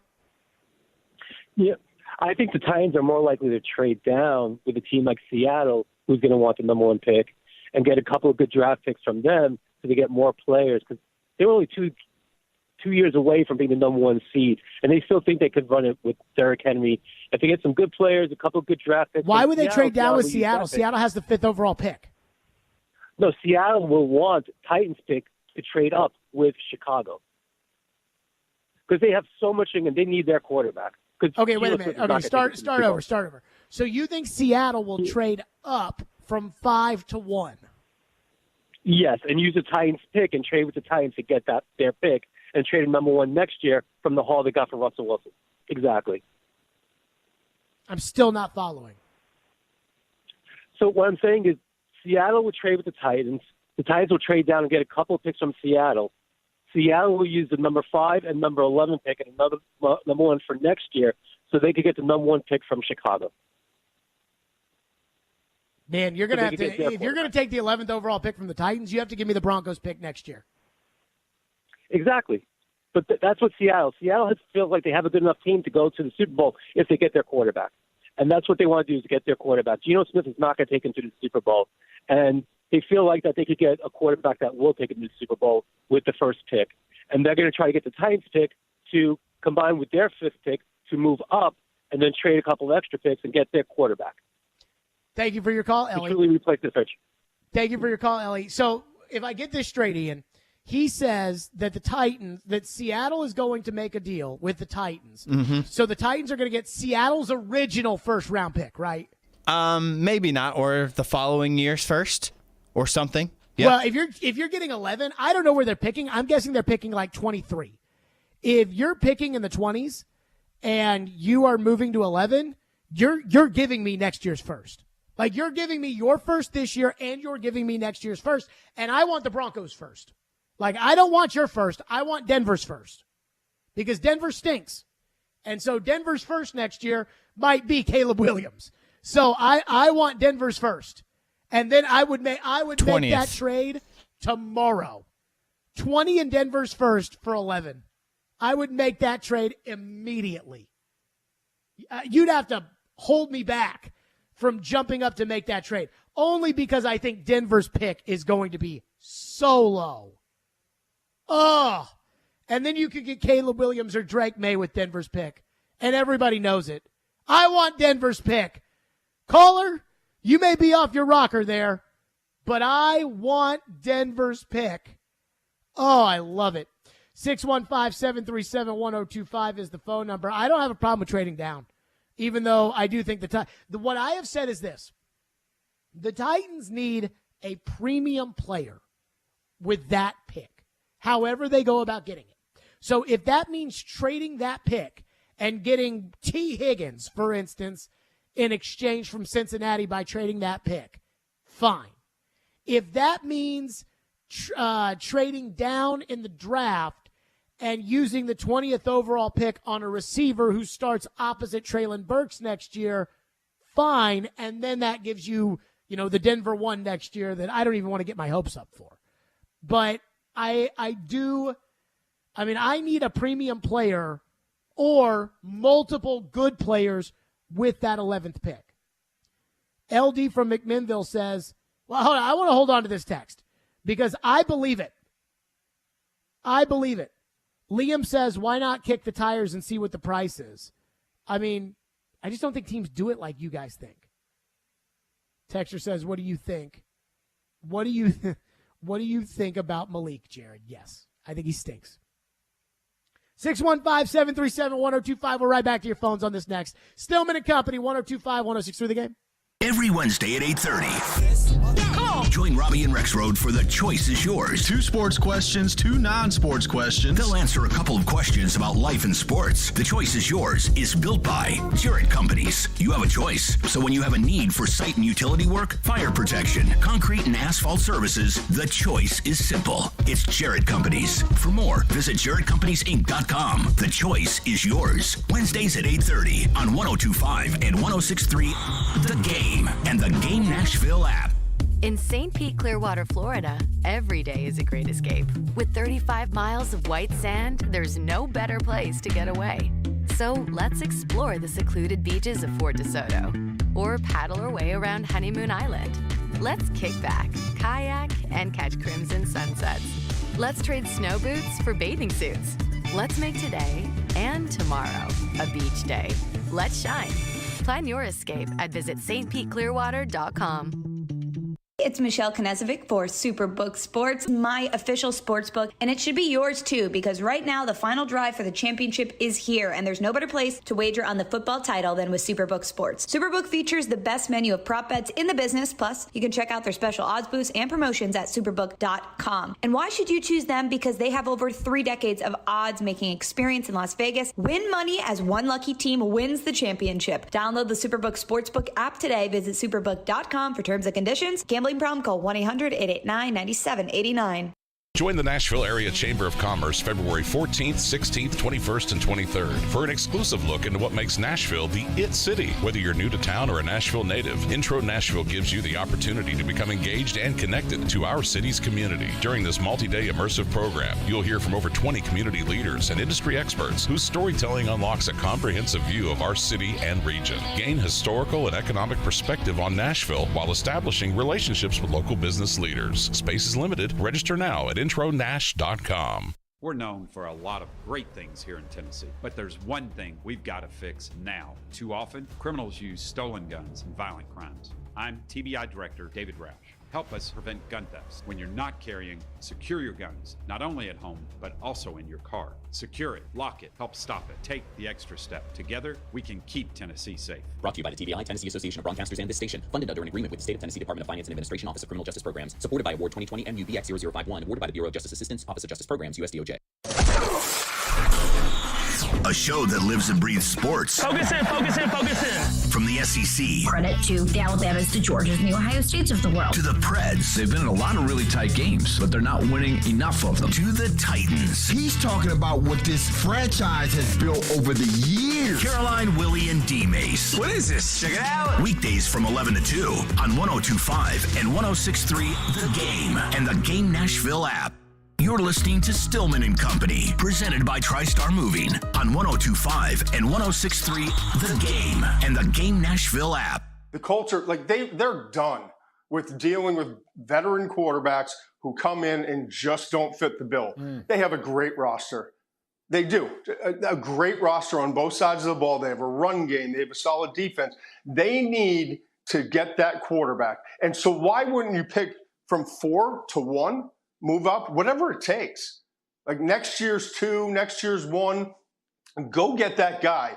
I would make it Bryce Young. Maybe it's C.J. Stroud for you or Will Levis, whatever you want to say. But my point is, I think that number 1 pick is going to be worth a lot. There you go. That was Todd McShay on ESPN. Again, the internet rumors are mongering that the Titans may be interested in the number 1 pick. In fact, somebody texted into the text line about a catfish Twitter account that was saying, I'm told the Titans have interest in C.J. Stroud. And I looked it up and saw that it was kind of a fake account, so we can't take it seriously. But I did want to take it seriously because that would be so Vrabel to want the Ohio State guy. That would be so freaking Vrabel. But again, Fitz said on our show yesterday, and I don't totally believe this either, that in order for the Raiders to move from 7 to 1, it would be 3 1s and a 2. And I'm like, wow. You know, like these quarterbacks better be freaking good if that's where they're going to be. I promised phones. It is Fireball Hot Take Friday. It's your day. Cedric has been waiting patiently. Cedric, we have not heard from you lately. Go ahead. Jared, listen, man, how long have you been on the air? 10 years? 8 years. 8 years. So in 8 years, man, the first time you have ever said anything that I agree with, brother, was yesterday. Baker Mayfield, man, to the Titans. You said he has elite talent. Man, I am with you, Jared Stillman. Give me some Baker Mayfield, man, over Ryan Tannehill. I'm going to tell you why. You're a Ryan Tannehill guy. I am a Ryan Tannehill guy, man. I'm a Ryan Tannehill guy. But did you see what happened in the playoffs, man? This dude breaks my heart every time. I want to see that song "Break My Heart," Ryan Tannehill. He didn't play in the playoffs this year. He played fine this year. He did play fine, man. He's played fine every year, but when we get to playoffs, man, he wets the bed. But you didn't dump on Tannehill after he threw the 3 picks against Cincinnati. And I'm not dumping on him now, man. Yes, you are. No, I'm not. I'm not dumping on him. I'm just saying. I'm sitting here saying, Jerry, you're trying to turn a special moment into me and you. I'm agreeing with you, brother. You're trying to make it contentious, man. What's going on, Jerry? You call this show You've stopped calling this show lately, but you used to call the show every day. And what did you call Ryan Tannehill? Hey, he got the Midas touch, baby. What was his nickname? The Midas touch. He's got the Midas touch. You called him King Midas. So for 3 years, you would call this show, and you would call him King Midas. And now, after he had an okay season, you want to dump him for Baker Mayfield? Well, he's getting old, man. He's getting old. That's all I'm saying, man. Let's let a new King Midas come in and Baker Mayfield. Yeah, all I'm saying is I agree with your take yesterday on Baker Mayfield. If we can get him in for a good price and get some weapons and some speed, man. Man, if Bryce Young goes to the Texans, Jared, and I got to look at that dude, man, for 10 or 12 more years after having watched that guy at Alabama, man, it's going to be a battle. But, hey, bro, good to talk to you, man. Ian, love you, bro. Y'all be easy, man. Thank you, Cedric. That call, I mean, I am stunned. Cedric, for years, has called this show, has called Ryan Tannehill King Midas. It may be one thing to say, Ryan Tannehill's getting old. I think we need to move up. I think we need to draft Bryce Young in this year. Whatever it takes to get Bryce Young, we need to do it. That would be one thing. It is another thing to say, after 3 years of stumping for Ryan Tannehill, that you want to move off of him for Baker Mayfield. And I like Baker Mayfield more than probably the average man. I certainly like Baker Mayfield more than TD does. My God, TD can't stand him. But the only reason that I would move off of Baker Mayfield or move off of Tannehill for Baker Mayfield, the only reason I even threw it out there is because he's going to be cheaper. And he's younger. And I think Baker's got a little bit more talent than Tannehill. I could be wrong about that, but I think he's got a little bit more talent. And I think he, at this point, is more mobile. Though I did look at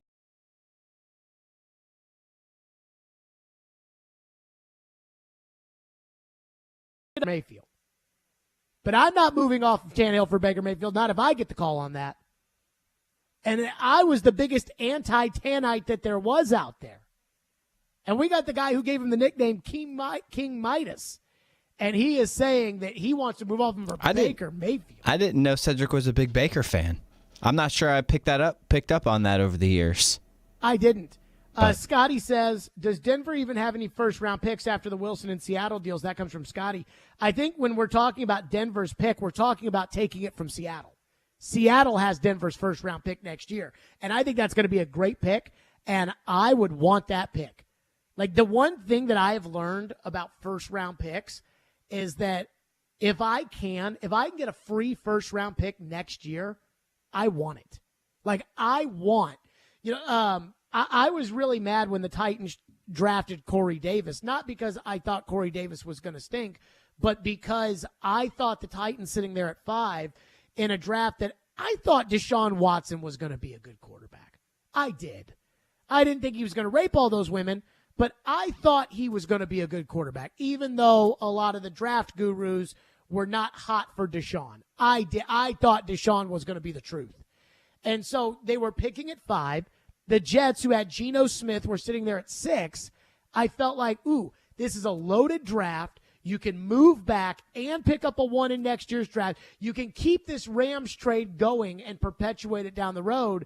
And instead, the other teams, I guess, didn't value Patrick Mahomes or Deshaun Watson that much, or John Robinson valued Corey Davis too much, but they didn't make that deal.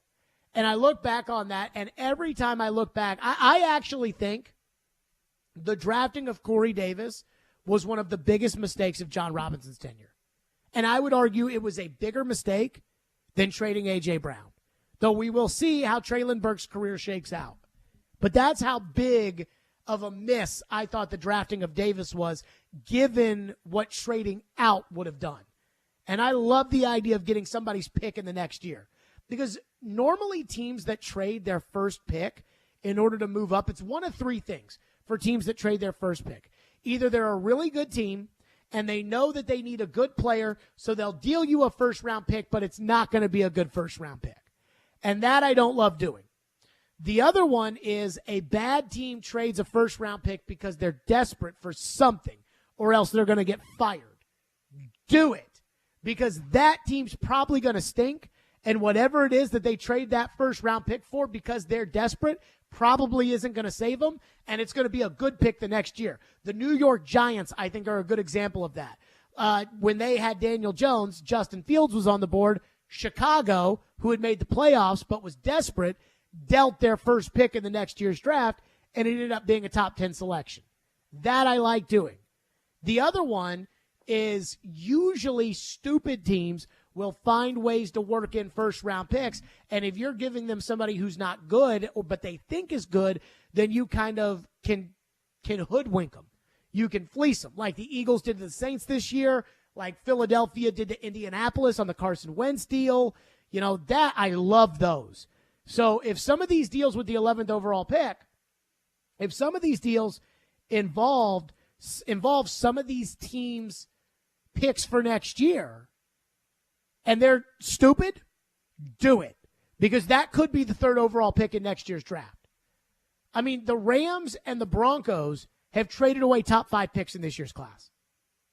Could you imagine if that's next year and you trade away a pick? You trade for a pick and it goes at number 3, and now you've got the shot at Drake May or Caleb Williams or one of those guys or the best player in the class because Williams and May are going to go 1-2, and then you're at 3, so you get the best non-quarterback in that class. And I'm not a draft guru, so I don't know what those classes look like, but I would certainly be kind of interested in that. Texter says Baker will probably be signed by the Rams. How? What about the cap? What about that cap Joe Rexroad cries about all the time? How are the Rams going to sign Baker Mayfield? Why would Baker Mayfield sign with the Rams? The Rams are going to pay Matthew Stafford $27 million next year to be their quarterback, and he'll probably get hurt by week 3. But Baker Mayfield's going to take more money from somewhere else and probably start. Now, I heard Mike Tannenbaum talking about this on ESPN, and he was talking about quarterbacks that are out there, and this was when Brady was still a possibility. And Mike Tannenbaum said Brady's phone's going to ring because there's only 3 quarterbacks in this draft. There's 12 teams out there that need a quarterback. You do the math. A guy like Tyler Huntley or Andy Dalton or Tyrod Taylor or Jameis Winston is going to be starting somewhere. And I certainly think Baker's going to be starting somewhere because I think he's one of the best 32. But if the Rams do sign him, that will be a fun moment. I may have to call into the Robbie and Rexroad program if the Rams sign Baker Mayfield after all that cap mongering that they do. The cap. I saw somebody put out there that the Saints are interested in Derek Carr. They're $60 million over the cap, and they're interested in Derek Carr. You know why? Because the cap's fake. Chad Withrow, Outkick 360. We got a lot to get into with Chad. We will do that next. Stillman and Company, 102.5, 106.3 The Game. You love the game. Predators win it in overtime. Touchdown, Tennessee. We live the game. My quarterback needs me to step up. He can make a defense pay. We are 1, 2, 3, 4. I think it was a good game. You had a couple of big plays. Roman Yossi scores. The Game. Nashville's best sports talk, 102.5 and 106.3 The Game and the Game Nashville app. ElectronicExpress.com. We make it happen. The choice is yours, Wednesdays at 8:45. Brought to you by Jarrett Companies. Now hiring experienced sprinkler experts. Go to JarrettFire.com. JARRETT Fire.com. Jarrett Companies, a company above and beyond industry standards. Here's a Valentine's reminder from Genesis Diamonds. It's not just the thought that counts, it's the effort too. So let Genesis Diamonds turn your Valentine's Day gift into a grand romantic gesture with our Ultimate Valentine's Day package. Right now, when you spend just $99 or more at Genesis Diamonds, we'll give you gourmet chocolates, a bouquet from Jenny's Flowers, and a gift card toward a romantic dinner at STK Steakhouse. It's just one stop at Genesis Diamonds and you create a total romantic experience. You simply choose which ring, pair of earrings, or bracelet or sparkling pendant best matches your special someone, and we'll take care of the rest. And as always, we'll guarantee the best value price with no commission salespeople. The Ultimate Valentine's Day package. Jewelry, flowers, dinner, and candy from Genesis Diamonds. Sure does make it look like she's worth the extra effort. And that's the thought that really counts. Hurry in now because packages are limited. Genesis Diamonds in Green Hills and Cool Springs. When Smashville wants to rock. I tried so hard and got so far, but in the end, it doesn't even matter. Looking to the sky to save me, looking for a sign of life, 'cause it's too cold for you here. We are Nashville's rock station. 102.9 The Buzz.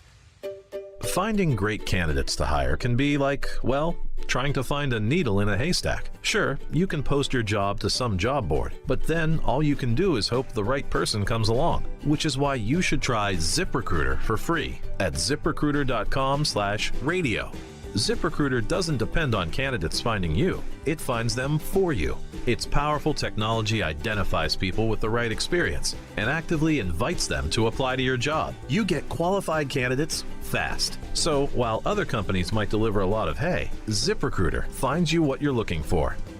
The needle in the haystack.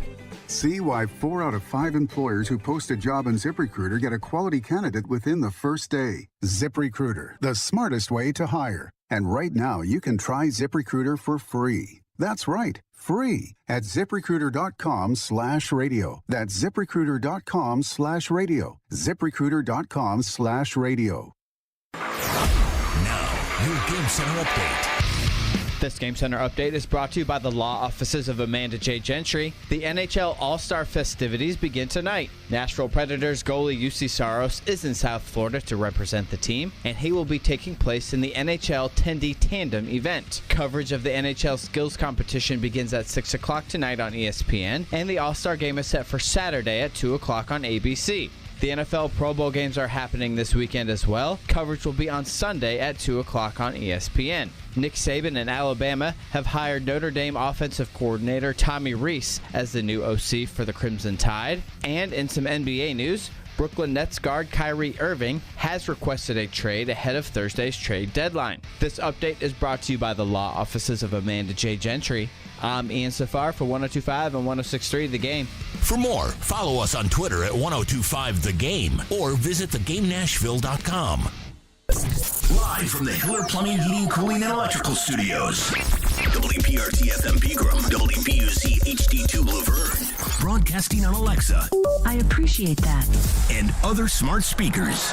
102.5 and 106.3. 1, 2, 3. I think it was a good game. Had a couple of big plays. The Game. A Cromwell media station. Where you have a voice. He had a competent coaching staff. You just play terrible and you keep playing. And we have strong opinions. What a whiny freaking crybaby response. This is Stillman and Company with Jared Stillman. Presented by TriStar Moving on Nashville's best sports talk, 102.5 and 106.3 The Game and the Game Nashville app. Stillman and Company is delivered by TriStar Moving, 102.5, 106.3 The Game. Streaming live on Twitter, Twitch, YouTube, and Facebook Live. Thanks to Superbook Sports. Live from the Hiller Plumbing, Heating, Cooling, and Electrical Studios. Fireball Hot Take Friday. Charles Robinson, Yahoo Sports senior NFL insider, was on Robbie and Rex Road. And if there was any question about who was in charge of the Tennessee Titans, he answered that for them this morning. I think there's a consensus that I don't know how overt they're ever really going to be about it. And again, you're going to continue to hear over and over from Rand Carthon this idea of collaboration. But I think this is all designed for the power center of the roster to be in Mike's hands in terms of, look, what does Mike want, in terms of the players? How does Mike want the coaching staff look? What does Mike want? Whatever Mike wants, Mike gets. The Vrabel administration, President Mike Vrabel, Vice President Rand Carthon. And what was the first move of the Vrabel administration? Yesterday, they decided to not renew the contract, a.k.a. they fired Paul Noska, a.k.a. Haas, a 40-year team employee who everybody knows, who I have said, when I wrote a guest column for the Tennessean, I had to text the Titans PR director, Robbie Bourne. I had to ask him what Haas's name was because Haas was so important to Floyd that I put him in that article in the Tennessean, and I needed to know his actual name for the column that I was writing. And it was like, what's Haas's name? Because everybody just knew him as Haas. Mike Vrabel, first move of the Vrabel administration, shows up in the equipment room on Wednesday and says, today's your last day, pack your bags. 40 years, gone. Chad Withrow, Outkick 360 is with us, presented by Two Rivers Ford, where they've got a great stock of in-stock vehicles right now. Chad, what do you make of that? The fact that Charles Robinson says, look, Vrabel's in charge, and then the first real move Vrabel makes is he fires the beloved equipment manager of 40 years who was with the Houston Oilers. What do you make of it? Well, I mean, I don't want to sound insensitive.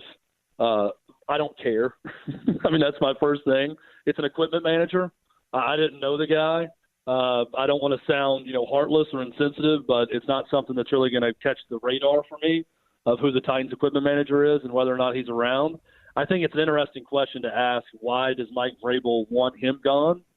What was so wrong with him that you need to get rid of the equipment manager based on the way he wants things to operate? Mm-hmm. But, I mean, ultimately, it doesn't really register with me one way or the other. Is this Mike Vrabel's administration? Yeah. I mean, I think tie goes to Mike Vrabel on everything. I also don't get the sense that Mike Vrabel is coming in, swinging his sword and saying it's my way or the highway, and this is now my organization. Everything's going to be done my way. I just think Mike Vrabel's strong personality is one that he's going to get his way on big issues. If he sees something as a big issue, whether it be a draft pick or whether or not to trade a player or whether or not the equipment manager comes back, obviously that's a bigger issue to him than it is to me. But if it's something like that, I do agree that Mike Vrabel is going to be the one that ultimately gets his way. See, here's where I do think it's going to be a problem, though, and I mean, I do know Haas, and I think the world of Haas, and I know how much Floyd thought of Haas, and I saw all the former he's a players. Great guy. I've heard nothing but nice things about him. I don't want to make it like he's a terrible person. I'm happy he's gone. I'm just saying, personally, looking at the Titans organization, it's not that high on my list of priorities of what I want to see as someone who watches the Titans. As far as the courtesy is concerned, you don't fire that guy. I mean, even if he's like, older and not, up with the technology and what, you kick him upstairs, you give him some kind of commemorative job, equipment manager emeritus, you honor him at the game, you phase him out, you don't fire a guy who's been there for 40 years. He's the longest tenured employee in the organization, and for there to be absolutely no ceremony about it makes me think that it's, even though I don't think Vrabel intended this to be a message to everybody else, I think it's a message to everybody else of Mike doesn't give a damn about you. They don't care about, and I don't think you can do that in an organization that's like, hey, every employee be in the office at 1:00 when we bring in the new general manager to take a video. I think that it rubs people the wrong way of how you want to build an organization, especially when Vrabel talks about things like loyalty. And also, just when has it ever worked out? If we're looking at a situation like this, where new guy comes in and they start firing the people who have been there for generations, right? Yes. And get rid of that. I'm sure there are examples of we needed to clean out the mess and people were lazy and, I know how to run an organization and we got to get rid of them. But, I think of even like Dave Hart at Tennessee comes to mind as athletic director. He comes in, he wants to get rid of the name Lady Vols. He wants to clean up the athletic department. And I know that part of his task when he took the job was to get the budget under control because at Tennessee they had way too many people in athletic administration and all of that. But it never really worked with him. And I don't think typically these things really work. When you come in and you decide, not that Mike Vrabel just got here, but you decide that, what I want to do? I want to fire the person that's been here for 40 years that everyone likes around the office because I just think we can get younger and slicker and better in that position. And I want someone that's going to answer to me and do things exactly how I want them. I would reason to bet that 9.5 times out of 10, that really doesn't work out. It may not be any factor at all, but I just don't think it often works out when someone comes in and takes a flamethrower to things that otherwise we're fine. I mean, I mentioned that I don't really care that the equipment manager gets let go, and I didn't know him. But I don't care about the equipment manager. So why does he care so much about the equipment manager? Mm-hmm. Why can't he just keep his job? If he's done it, and he's done it well enough for 40 years to keep it already, it's just kind of all very strange to me.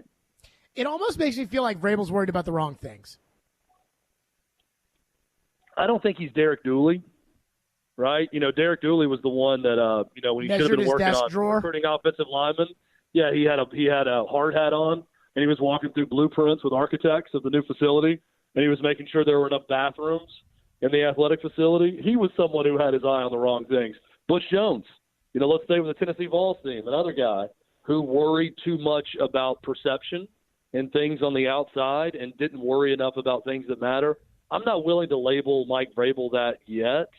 I just think from an organizational standpoint, whether it's him making this call or Amy Adams Strunk or whoever, it's just an odd decision that doesn't really give you any benefit. Anytime I make a decision, if I had a big decision to make, I'm going to think, okay, all right, what's the negative side effect? If I do this, what's going to be the big downside to it? And if the downside is so much that it doesn't negate what you could get from it, then I just don't understand making that move, and that's kind of the way I feel about this. Chad Wither's with us, Outkick 360, presented by Two Rivers Ford. Tim Hasselbeck's gone on our midday show 3 weeks in a row and has said that Matt Nagy is going to be the offensive coordinator of the Titans, and it's in a way of, I'm not reporting it, but I'm telling you it's going to be Matt Nagy. What do you make of that? I like it, and here's why. I think when you have an ex-head coach, here's what I don't like in the NFL. I don't like the retread mantra of bringing in a head coach just because he's had a head coach experience. I do like it when it comes to coordinators. I do think that it works out more times than not. If I'm playing the percentages here, I think former head coaches that become coordinators again, they typically have a lot of success. Nathaniel Hackett. I think Nathaniel Hackett was a joke as a head coach in Denver. I could have told you after game number 1, some of the decisions he made, he was going to get fired. In fact, I did say that, and he got fired. I also think he could probably work out okay with the Jets as an offensive coordinator. So I do think that head coaching experience can really serve you well when you go back to being a coordinator. So I don't mind that move at all for Mike Vrabel to bring in a guy with that experience. Are you surprised that he would bring in a guy that he doesn't have a connection to with Ohio State or the Texans? I mean, if you bring in Matt Nagy, I feel like you're farming out that side of the ball for Nagy to come and bring the Chief system and run it. Doesn't surprise me because Mike Vrabel wants to win, and the last guy he brought in with connections to him that he knew did not work out. And for that reason, I think he wants to go outside the box a little bit and bring in someone else that can have more control of that side of the ball. So, no, that doesn't surprise me. I do wonder on the front of, like, the offensive coordinator and everything else, like, when it comes to Matt Nagy, he did kind of come off as a bozo in Chicago. Just like Nathaniel Hackett kind of came off as a bozo. I feel like, though, there is some guys that are good coordinators, bad head coaches, and some guys that are just straight bozos. Matt Nagy has never done anything in the NFL except for his tenure in Chicago that was without Andy Reid. So what makes you feel comfortable about Matt Nagy without Andy Reid again? Well, his quarterback was Mitchell Trubisky, right, for the majority of that time. Correct. Nick Foles. So I give him – I mean, look, he was not good in Chicago. But, if they drafted Justin Herbert in Chicago and he was a bozo, then okay, he's a bozo. If they draft Patrick Mahomes and it doesn't work out for him in Chicago, then yeah, it's his fault. But Mitchell Trubisky's not a starting quarterback in the NFL, and he's proven that since he's left Chicago. So I don't know what more he could have done as an offensive-minded head coach to be better. It wasn't a good tenure. I'm not trying to make excuses for that. But if you wanted to look at it on the bright side from a Titans perspective as an offensive coordinator, I think you could give him a slight mulligan by saying the guy just had a terrible quarterback, and for that reason, he never won to any great extent. Chad Withrow's with us, Outkick 360, presented by Two Rivers Ford. There are rumors about the Titans and the number 1 overall pick. We'll get Chad's thoughts on those next. Plus, the quarterback gurus are talking up the quarterbacks in this class. We'll get his thoughts on that, too. Stillman and Company, 102.5, 106.3 The Game. Want the latest on college football and Nashville sports? He looks like 1,000 quarterbacks I've seen in a college game. Join Outkick 360's Chad Withrow every Friday at 5 with Stillman and Company. The coaching staff kept him and got rid of the other guys. He'll bring opinions and charisma for a full half hour every week. If he's so great in the locker room, then give him a coaching gig. Chad Withrow is presented by Two Rivers Ford. Custom order your new Ford from Two Rivers Ford on 102.5 and 106.3 The Game and the Game Nashville app. Score amazing deals and get ready for the big game at Electronic Express. Come into any of our convenient locations and save big on 4K TVs from your favorite brands like Samsung, LG, Sony, TCL, Hisense, and more. Electronic Express has huge savings in every department. 4K TVs, computers, appliances, smart home, Bluetooth speakers, and more. Save up to 40% with up to 36 months free financing. Get big game ready in-store or online at electronicexpress.com. Electronic Express. We make it happen. If you missed the latest from Caroline, Willie, and D-Mace. I saw a San Francisco team from an offensive standpoint that still would have been able to move the ball. But it goes back to preparing your backups and your third stringers, which brings me to the Tennessee Titans. They haven't been able to do that. And they need to find somebody that can do that, that can be a Kyle Shanahan and say, you may not play all season, but when you do get in, our offense, we're not going to stop doing what we do. Kyle Shanahan proved that. Just because we're down our fourth quarterback, we're not going to deviate from what we do as a team. Well, when you put your second string quarterback in here, you deviate from what you do. Why? Because that guy is not prepared to play. But let's tie it together. Where really should Malik Willis have been on the roster? He should have been the third quarterback. But because of the rule, everybody says, well, we need that roster spot for the extra fifth linebacker, special teams guy, whatever you need. And they get tempted and they go down that road where the rule should be there is a man designated on the roster that will be, you must dress three quarterbacks. They will all dress on game day. You will designate the third quarterback. That used to be the thing. I don't know why they went away from that, but you should never have that situation in a championship because of the game rules. Where Christian McCaffrey is trying to put the thing in his helmet so he can get the plays. He goes in there and tries to throw. It was ridiculous. Trying to take wildcat snaps. So stupid. The fact you should have three quarterbacks. And Malik Willis should have been the third quarterback all year long. He should have been. That's where he should be developing behind the scenes, and they could have prepared him better. Instead, they tried to manipulate the roster. Oh, we need the other spot. Let's make Malik the backup. Maybe we won't need him. Oh, you needed him. Caroline, Willie, and D-Mace. Weekdays from 11 to 2 on 102.5 and 106.3 The Game and the Game Nashville app. Nashville Sounds Baseball is back March 31st. And if you haven't been to Third and Home on game day, you're missing out. It's the newest sports bar in Germantown that overlooks the Nashville Sounds ballpark. From the bar's spacious beer patio, you can see the whole Sounds game as if you were sitting in the seats with a ticket. No wonder it's known as Germantown's Bar with a Ballpark. Head to 3rd Avenue North for lunch, a night of brews, or to catch a game. Third and Home is open Wednesday through Sunday. Visit thirdandhome.com. We try to stay cool by being on social media. I'm with it. I'm hip. Follow us on Twitter at 1025 The Game and on Instagram at 1025 The Game Nashville. Hey! Oh, yeah. And like us on Facebook, too. Strong opinions and a strong personality on your drive home. This is Stillman and Company, presented by TriStar Moving on 1025 and 106.3 The Game and the Game Nashville app. Stillman and Company, Chad Withrow with us, Outkick 360, presented by Two Rivers Ford here on a Fireball Hot Take Friday. So, Chad, I don't know if Outkick 360 peddles in internet rumors very often, but we do. So I have an internet rumor that has come to us via the text line today that I want your opinion on, which is that the Titans have expressed interest to the Bears in the number 1 overall pick. A bunch of people started texting into the text line saying, have you seen the rumors that the Titans are one of 2 teams that inquired about the number 1 pick? And I'm like, what are we talking about? So apparently the Bears blog that has 42,000 followers on Twitter, but no blue check mark, the Bears blog tweeted out that 2 teams have already floated offers for the first pick. Neither is the Texans or the Colts. And later, Ben Devine, who Ryan Porth says is a real person in Chicago, said that one of the inquiring teams is the Titans, who inquired on the number 1 pick. I asked Porth, who's in Chicago, can we trust this? Porth said the Bears blog is not well liked, is wrong 75% of the time, but in rare cases has been 100% correct. He's got sources with the team, but isn't fully credible.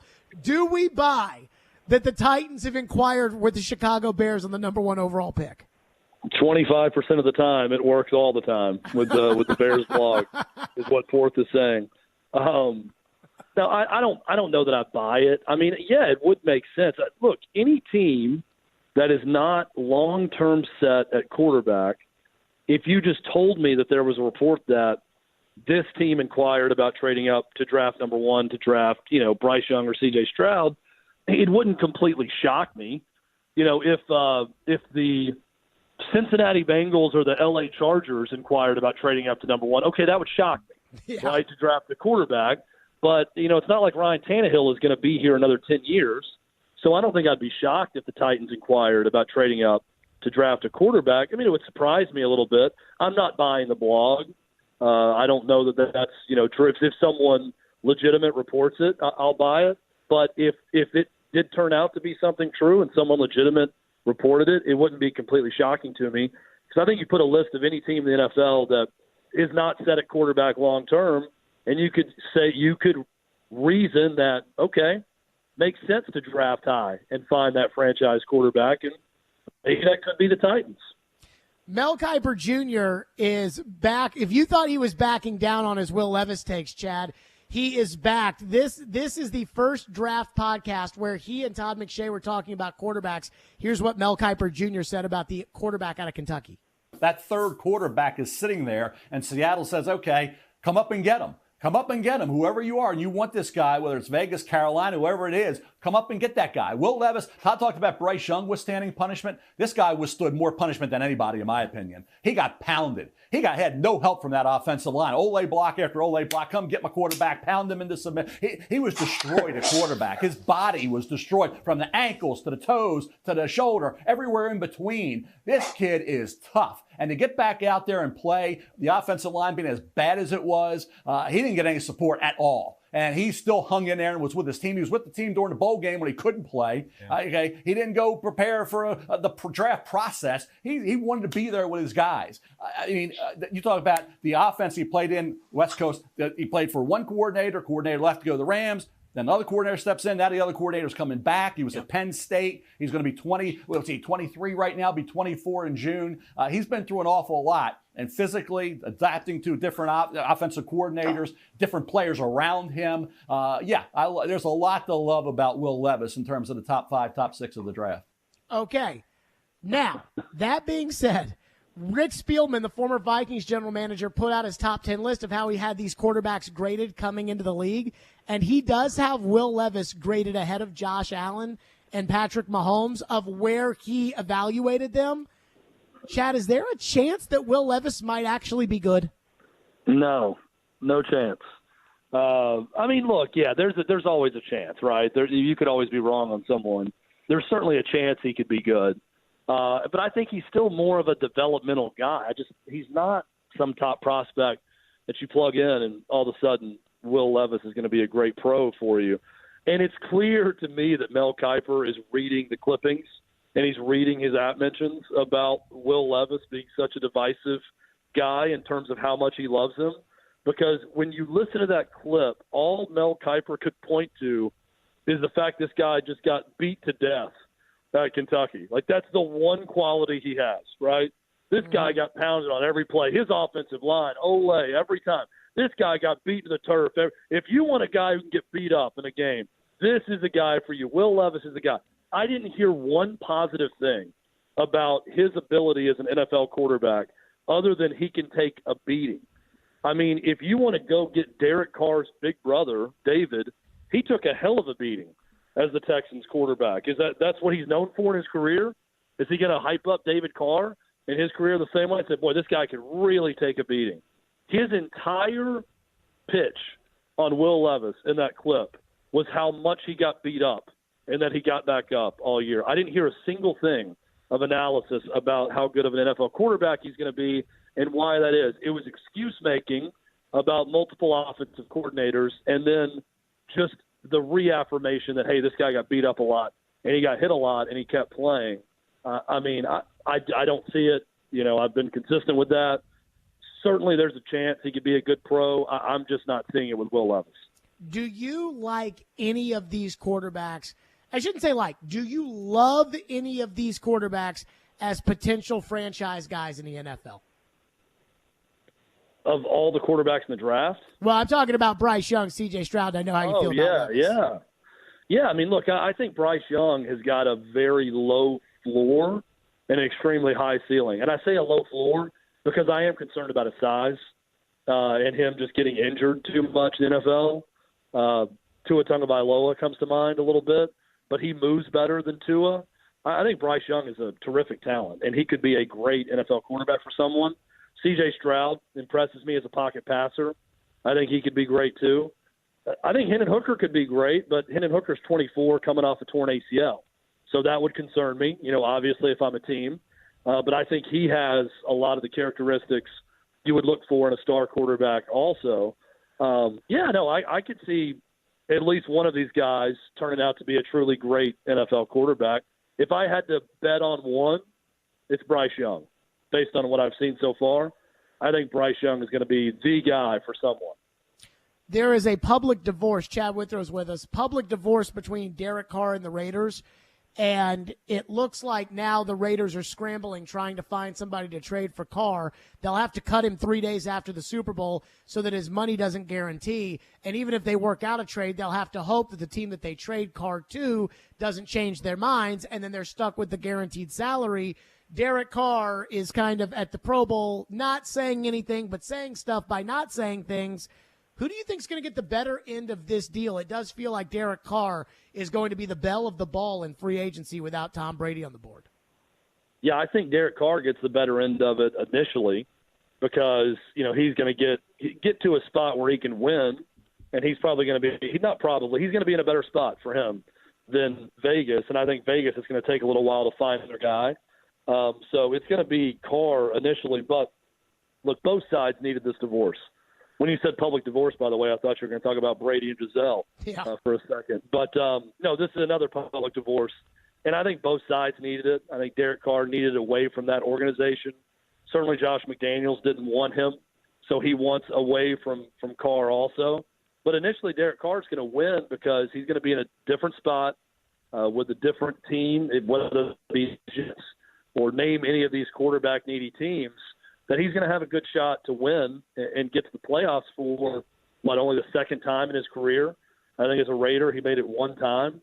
So it's going to be Carr initially. I am curious, though, now with Brady out of the mix, this whole game of musical chairs with available quarterbacks, where everyone falls and where they slot. That's going to be the off-season fun now. Once we get past the Super Bowl, is trying to predict where all these guys end up. Chad Withrow, Outkick 360, as always, joining us on the program. Chad, great stuff. We'll see you in Phoenix next week.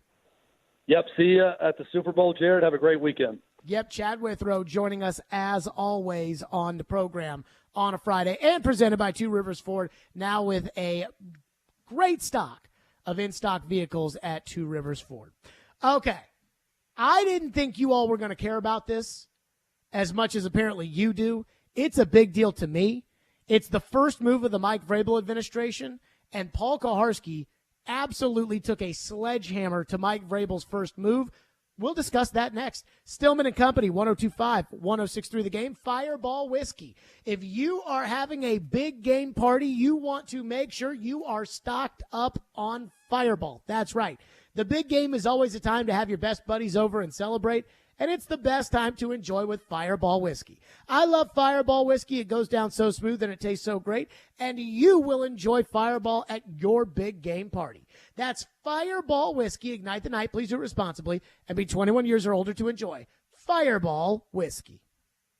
The offseason is underway for the Tennessee Titans, but the work has just begun for the two-tone blue. The offensive line, as badly as any other weapon, you have to fix left guard and left tackle. For all the news and moves, keep it locked right here. Talking Titans? We are 102.5 and 106.3 The Game and the Game Nashville app. Want to be the real hero this Valentine's? Genesis Diamonds makes it easy with the Total Romance Package. It's the jewelry, the flowers, the candy, and the dinner out. All the key ingredients for a memorable Valentine's celebration. Here's how it works. When you buy any piece of jewelry for just $99 or more, we'll give you some gourmet chocolates, a bouquet of flowers from Jenny's Flowers, and a gift card toward dinner at STK Steakhouse. We've pulled together some wonderful Valentine gift ideas for the occasion. Rings, earrings, pendants, bracelets, bands, affordable timeless gifts she can enjoy for years. And of course, if you're thinking of getting engaged this Valentine's, Genesis can create the ring of her dreams with our dazzling GIA diamonds and designer mountings. Unlimited possibilities. So bring the sparkle and the romance with one-stop shopping at Genesis Diamonds. Spend just $99 or more with us and get the flowers, the chocolate, and gift card for dinner as our gift. Happy Valentine's Day from Genesis Diamonds, Green Hills and Cool Springs. Limited quantity. See store for details. When you want to rock.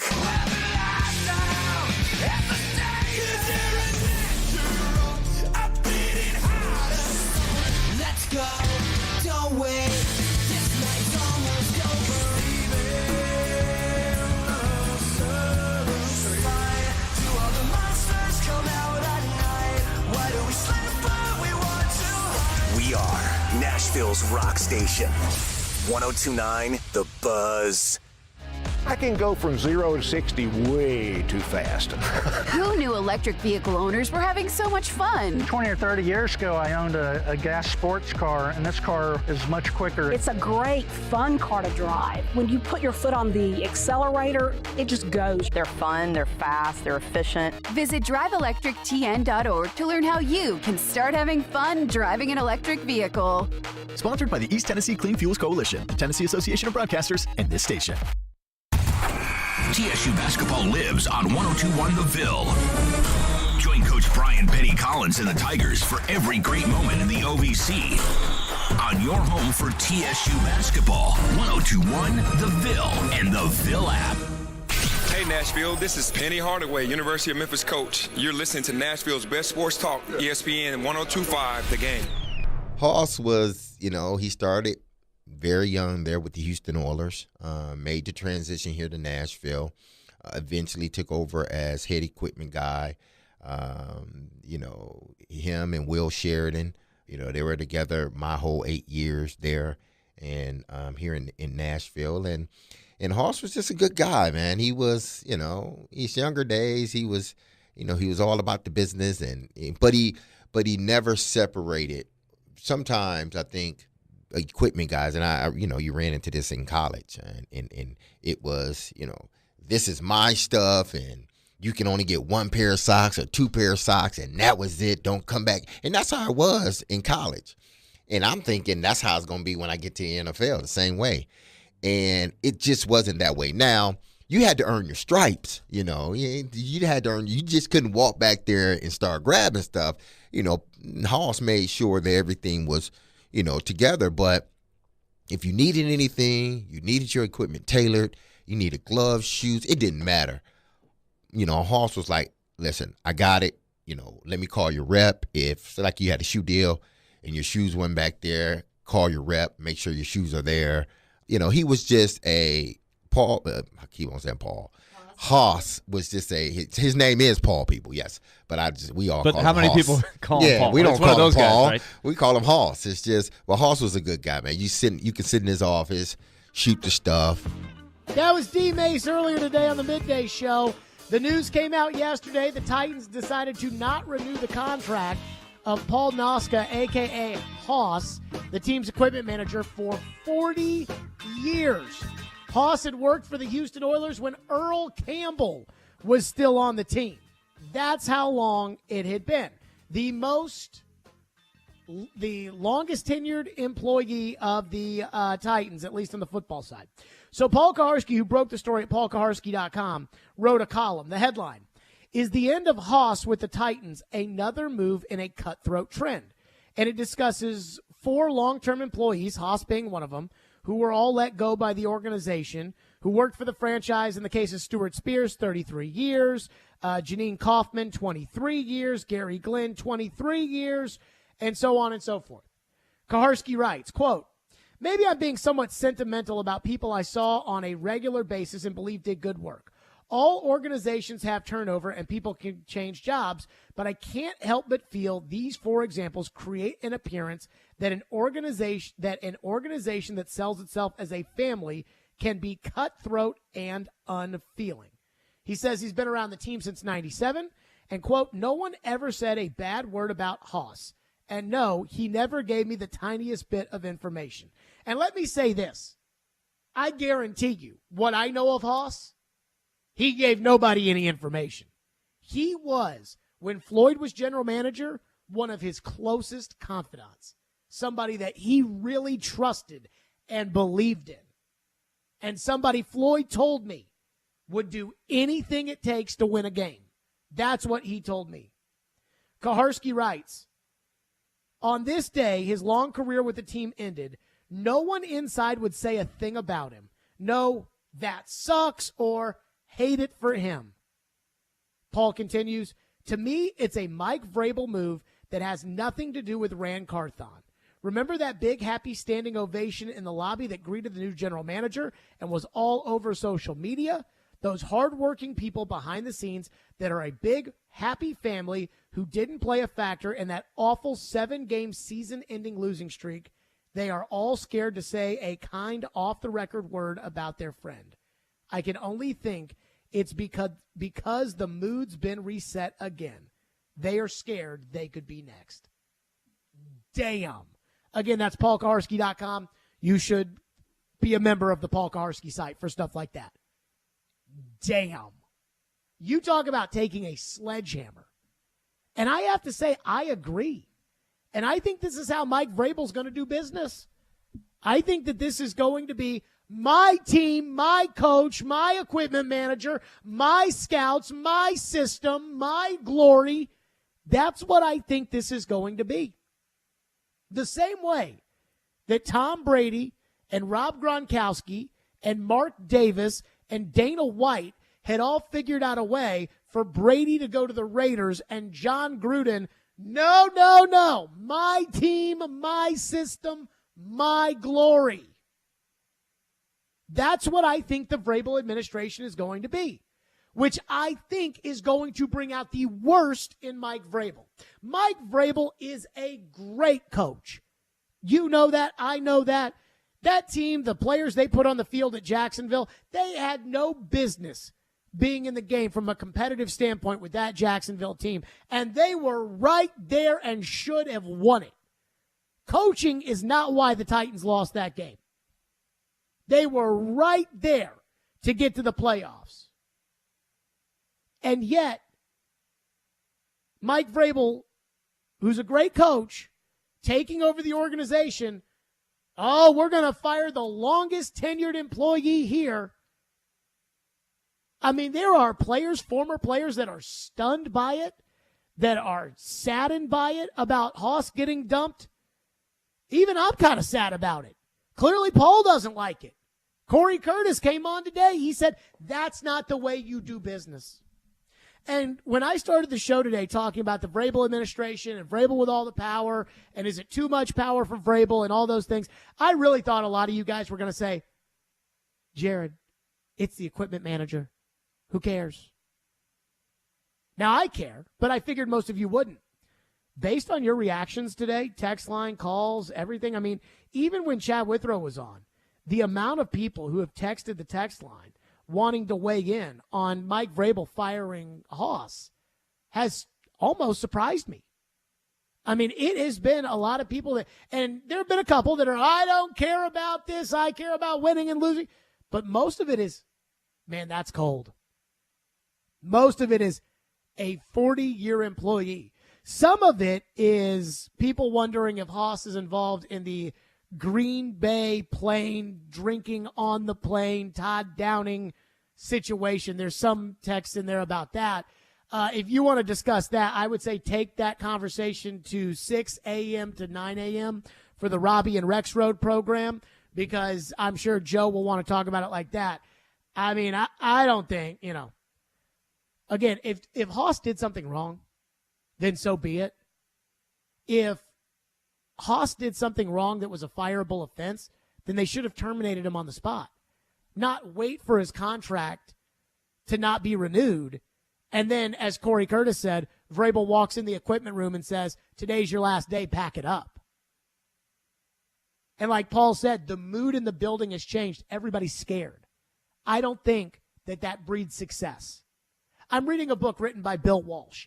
It's kind of like the Bible for coaching. And I absolutely love it. And I love what Bill Walsh has to say. Bill Walsh had standards of how the 49ers were going to operate. Bill Walsh stood his ground when he needed to. But Bill Walsh wasn't going to fire somebody who had been there for 40 years just because my team, my system, my quarterback, my equipment manager, my scouts, my draft picks, my trades, I didn't want the A.J. Brown trade. Bill Walsh wouldn't be doing that. Phone lines are driven by WilsonCountyHyundai.com. Matt asks, did the equipment manager have something to do with the injuries that the team suffered? Well, I don't know how he did his job for 38 years, and then in year 39 and 40, they couldn't stay healthy. That doesn't seem to make sense. I know this. I know that when teams go to Green Bay and it snows. One time the Texans played a game at Green Bay and they got smoked and it snowed and they got smoked in the first half and they made a little bit of a comeback in the second half. And Floyd said to me, it's the cleats. Every time an indoor team goes to Green Bay, they wear the wrong cleats and they have to change them at halftime no matter how many times. He was like, we don't have that problem. So I don't think that all of a sudden, everything changed. Texter to the text line says, there's obviously something that we don't know. It has to be for good reason. Didn't we say that about Robinson? Didn't we say when John Robinson got fired that, there has to be something there? And everybody dug and dug and dug, and there was nothing there? Why? Because that was a crazy decision. And maybe it works out. Like maybe Ran Carthon goes out there and they find all these great players. I don't think Ram's a bum or anything like that. But this to me just speaks to Vrabel and Vrabel's desire not to necessarily be in power, but we're going to do things the Vrabel way. This is the Vrabel administration, and this was an executive order where Vrabel probably rationalized it to himself of, it's just an equipment manager, and I'm going to get my guy in here. Haas is long in the tooth. I'm going to get my guy in here. That's what I think. I just know this.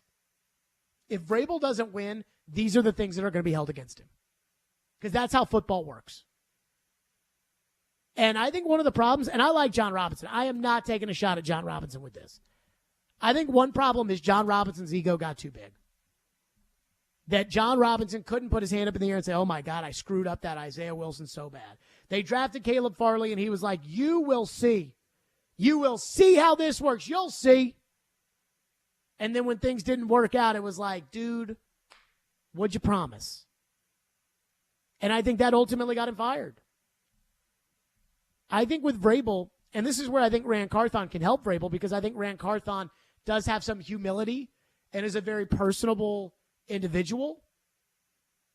But Vrabel's going to have to be humble now.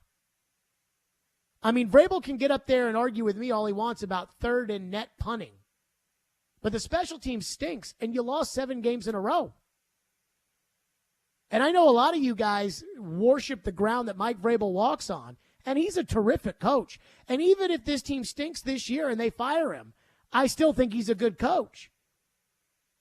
But he gets no blame for the 7 losses in a row. I've never seen anything like it. I mean, the team has won for 6 straight years. They make a trade that people don't like, and it bites them in the butt. They have a bunch of injuries, and they're still right there at 7-5, leading the division, and everybody's mad. And they fire the general manager. and the bozo offensive coordinator that the head coach kept takes Derrick Henry off the field on 3rd and 2 against the Chargers with an injured quarterback against a team that can't stop the run. And everybody gets mad at the bozo offensive coordinator, and they don't get mad at Vrabel. As if it's John Robinson's fault that the guy hit the snapper in the head of the Cincinnati game. As if all these stupid plays in the second half against the Colts and the Raiders, as if that's John Robinson's fault. I remember D. Mace came on the air after the Titans scored 24 points and a half against Indianapolis, and Indy came back in the second half and made it a game. And D. Mace kept saying, it's the roster. The roster's not good enough. And I kept thinking, if the roster's good enough to score 24 points in the first half, how are they bad enough to not score in the second half? It's not like you've ever heard Mel Kiper Jr. break down the draft prospects and say, Todd, I think this guy's more of a first-half player than he is a second-half player. That's not a thing. So Vrabel brings back the bozo offensive coordinator, and he takes no blame for that. The general manager and the offensive coordinator get the boot. The quarterback, we don't know. Everybody gets the blame for the 7 games except Mike Vrabel. And then Vrabel decides, because he probably feels like he's on a real power trip right now, and he's going to run his organization his way, my team, my scouts, my players, my quarterback, my draft picks, my trades. He's going to fire the 40-year equipment manager. Cold. 615-737-1025 is the phone number, 615-737-1025. The season of depression, as a sports fan, is among us. We'll get to that next. Stillman and Company, 102.5, 106.3 The Game. Your home for MTSU basketball is 94.9 The Fan. 3 ball, yes sir! All the big shots and moments live here. MTSU basketball is on a station built for you. 94.9 The Fan.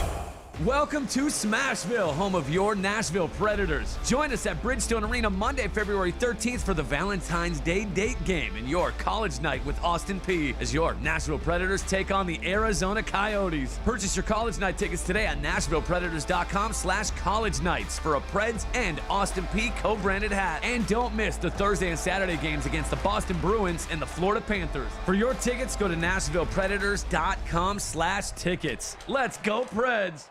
If you missed the latest from Chase and Michelle. Whenever I'd be out at the facility, I'd be like, Chase, what's up? Just a great guy, family man, spent a lot of time here. I would imagine when football is done, he will still spend a lot of the time here. But it's cool to see how things certainly work out, for a guy like Brett Kern that, ends up getting cut here, and you understand the business side, and then now he's playing in a Super Bowl. Yes, Chase, on that. But really quick breaking news. The Chargers are expected to make their former Cowboys OC, Kellen Moore, their new offensive coordinator, per Ian Rappaport. So that was very quick, considering he got fired, late last night? And that is just coming out about a minute ago. He didn't get fired. They mutually agreed to part ways. Yep. Come on Got now. it. Okay, Yeah. sorry. But yeah, on the Brett Kern front, great to hear him. Great to hear, his thoughts on A.J. Brown and him just saying, we've had a lot of conversations. Hey, the things I would do to be a fly on that wall to hear those conversations. But, A.J. won, right? Let's just... Yeah.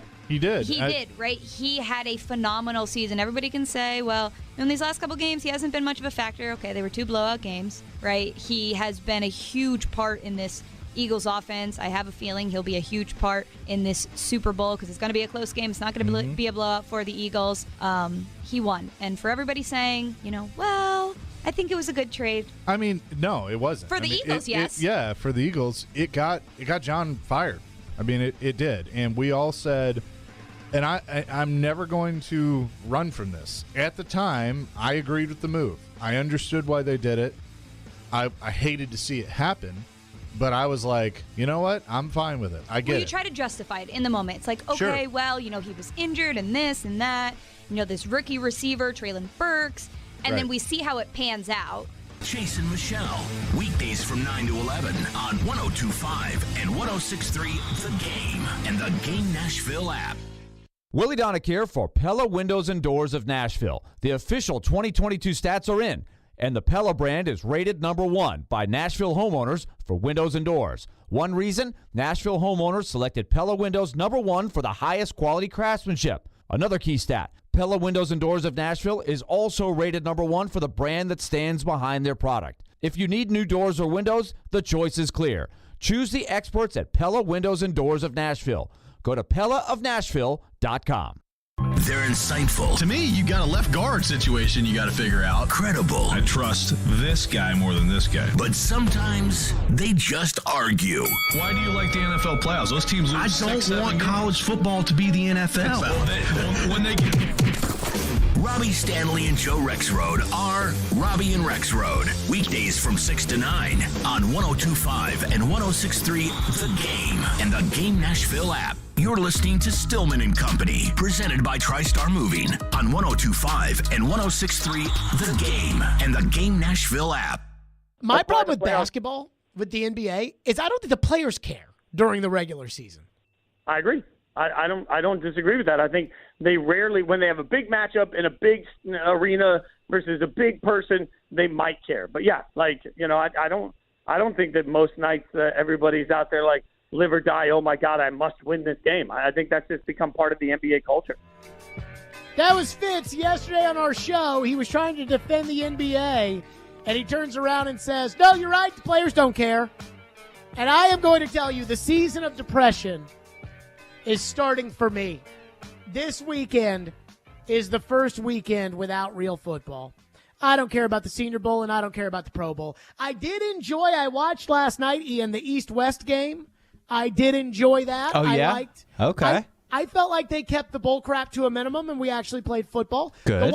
The one thing I hated was, all these players, I guess they, swap stickers. Oh, here's a Louisville sticker, and so you stick it on your Florida helmet.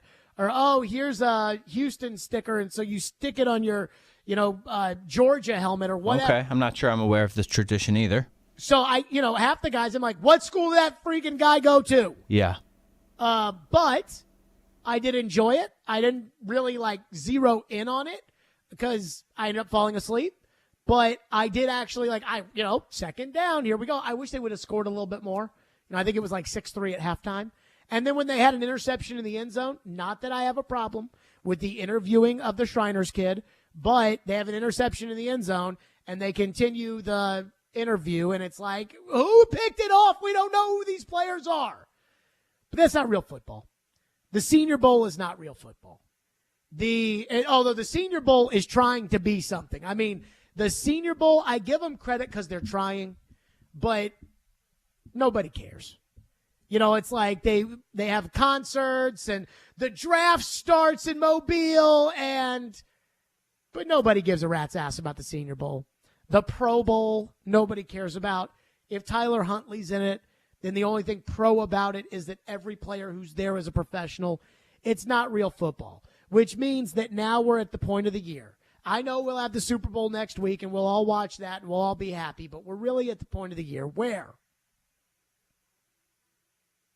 it's the other sports. And I can do hockey if the team is good. The team this year is not. Now, they're trying to prove that they are good, but as of right now, they're not good.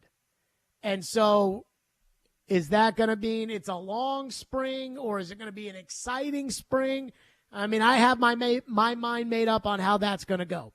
College basketball, I know TUT's good, but watching college basketball for me right now, I don't know why it is, but it is like watching paint dry. Whether it's Kentucky or Tennessee or every little thing about watching college basketball right now, it kills me. And I don't know what it is. It's not like the NBA where the players don't care. I mean, they're wearing stupid uniforms every game like the NBA. But I just don't know what it is. But college basketball last weekend, I watched Tennessee versus Texas. And I'm, kind of watching it, but I'm also kind of like, gosh, I'm bored. And every year that this starts, the first weekend without football, it is so depressing. And then, we kind of find a way to cope, and then we move on with our lives, and then football starts again with the preseason, and then after the preseason, college starts, and then pro starts, and it's like all that wasted time that you spent, you completely forgot about all those weekends that you didn't watch football, and now that's where we're back to. And I'm sad. It is heartbreaking for me. And then the NBA, I don't know how people can watch the NBA nowadays. I don't. I heard in Ian's update, Kyrie Irving has requested a trade. Shocker. I mean, the biggest freaking clown in professional sports is sitting there saying he wants a trade. Is his team even good? Like, is he even good? I don't even know these things anymore. I think he's still kind of good, but I couldn't tell you standings in the NBA. Don't know. Here's the thing about the NBA. Every single guy in the league makes $85 million a year. They play half the games. They play at 50% in the half of the games that they play. They wear the stupidest uniforms, some of which have some of the most iconic brands. The Lakers played the Knicks the other night, and the Knicks had a black and orange Halloween-themed court. Like, whatever happened to those iconic white and blue New York Knicks jerseys at Madison Square Garden? Nope. I watched some of these stupid uniforms.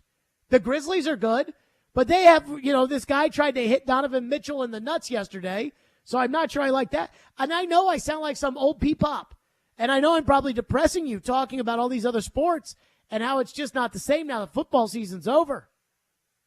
But, man, I don't know about you guys, but I'll sit there on like a Thursday night and I'll be like, what do I watch? And I will say this.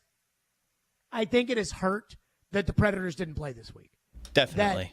On Tuesday and Thursday, I know that I want the Predators to tear it down, and I still do because I think it's in the best long-term interest of the franchise.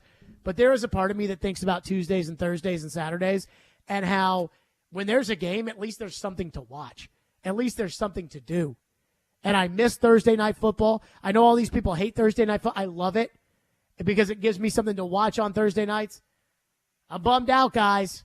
Looking ahead to this weekend, what's on TV? This weekend especially. NHL and NFL, both in the All-Star games, and the NBA is not going to give you much. This is a double whammy.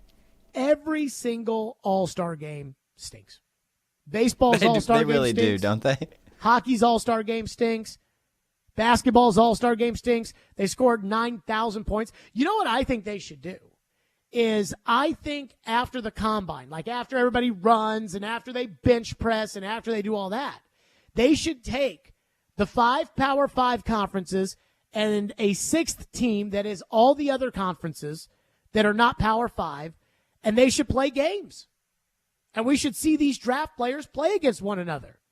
Trevor Lawrence is on the ACC team.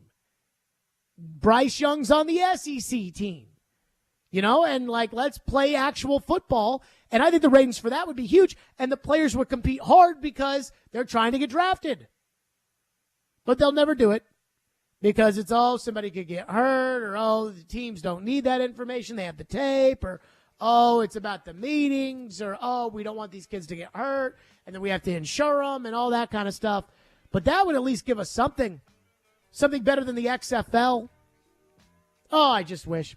Stillman and Company, everybody have a great weekend here on the program, live from the Super Bowl Monday at 2 o'clock.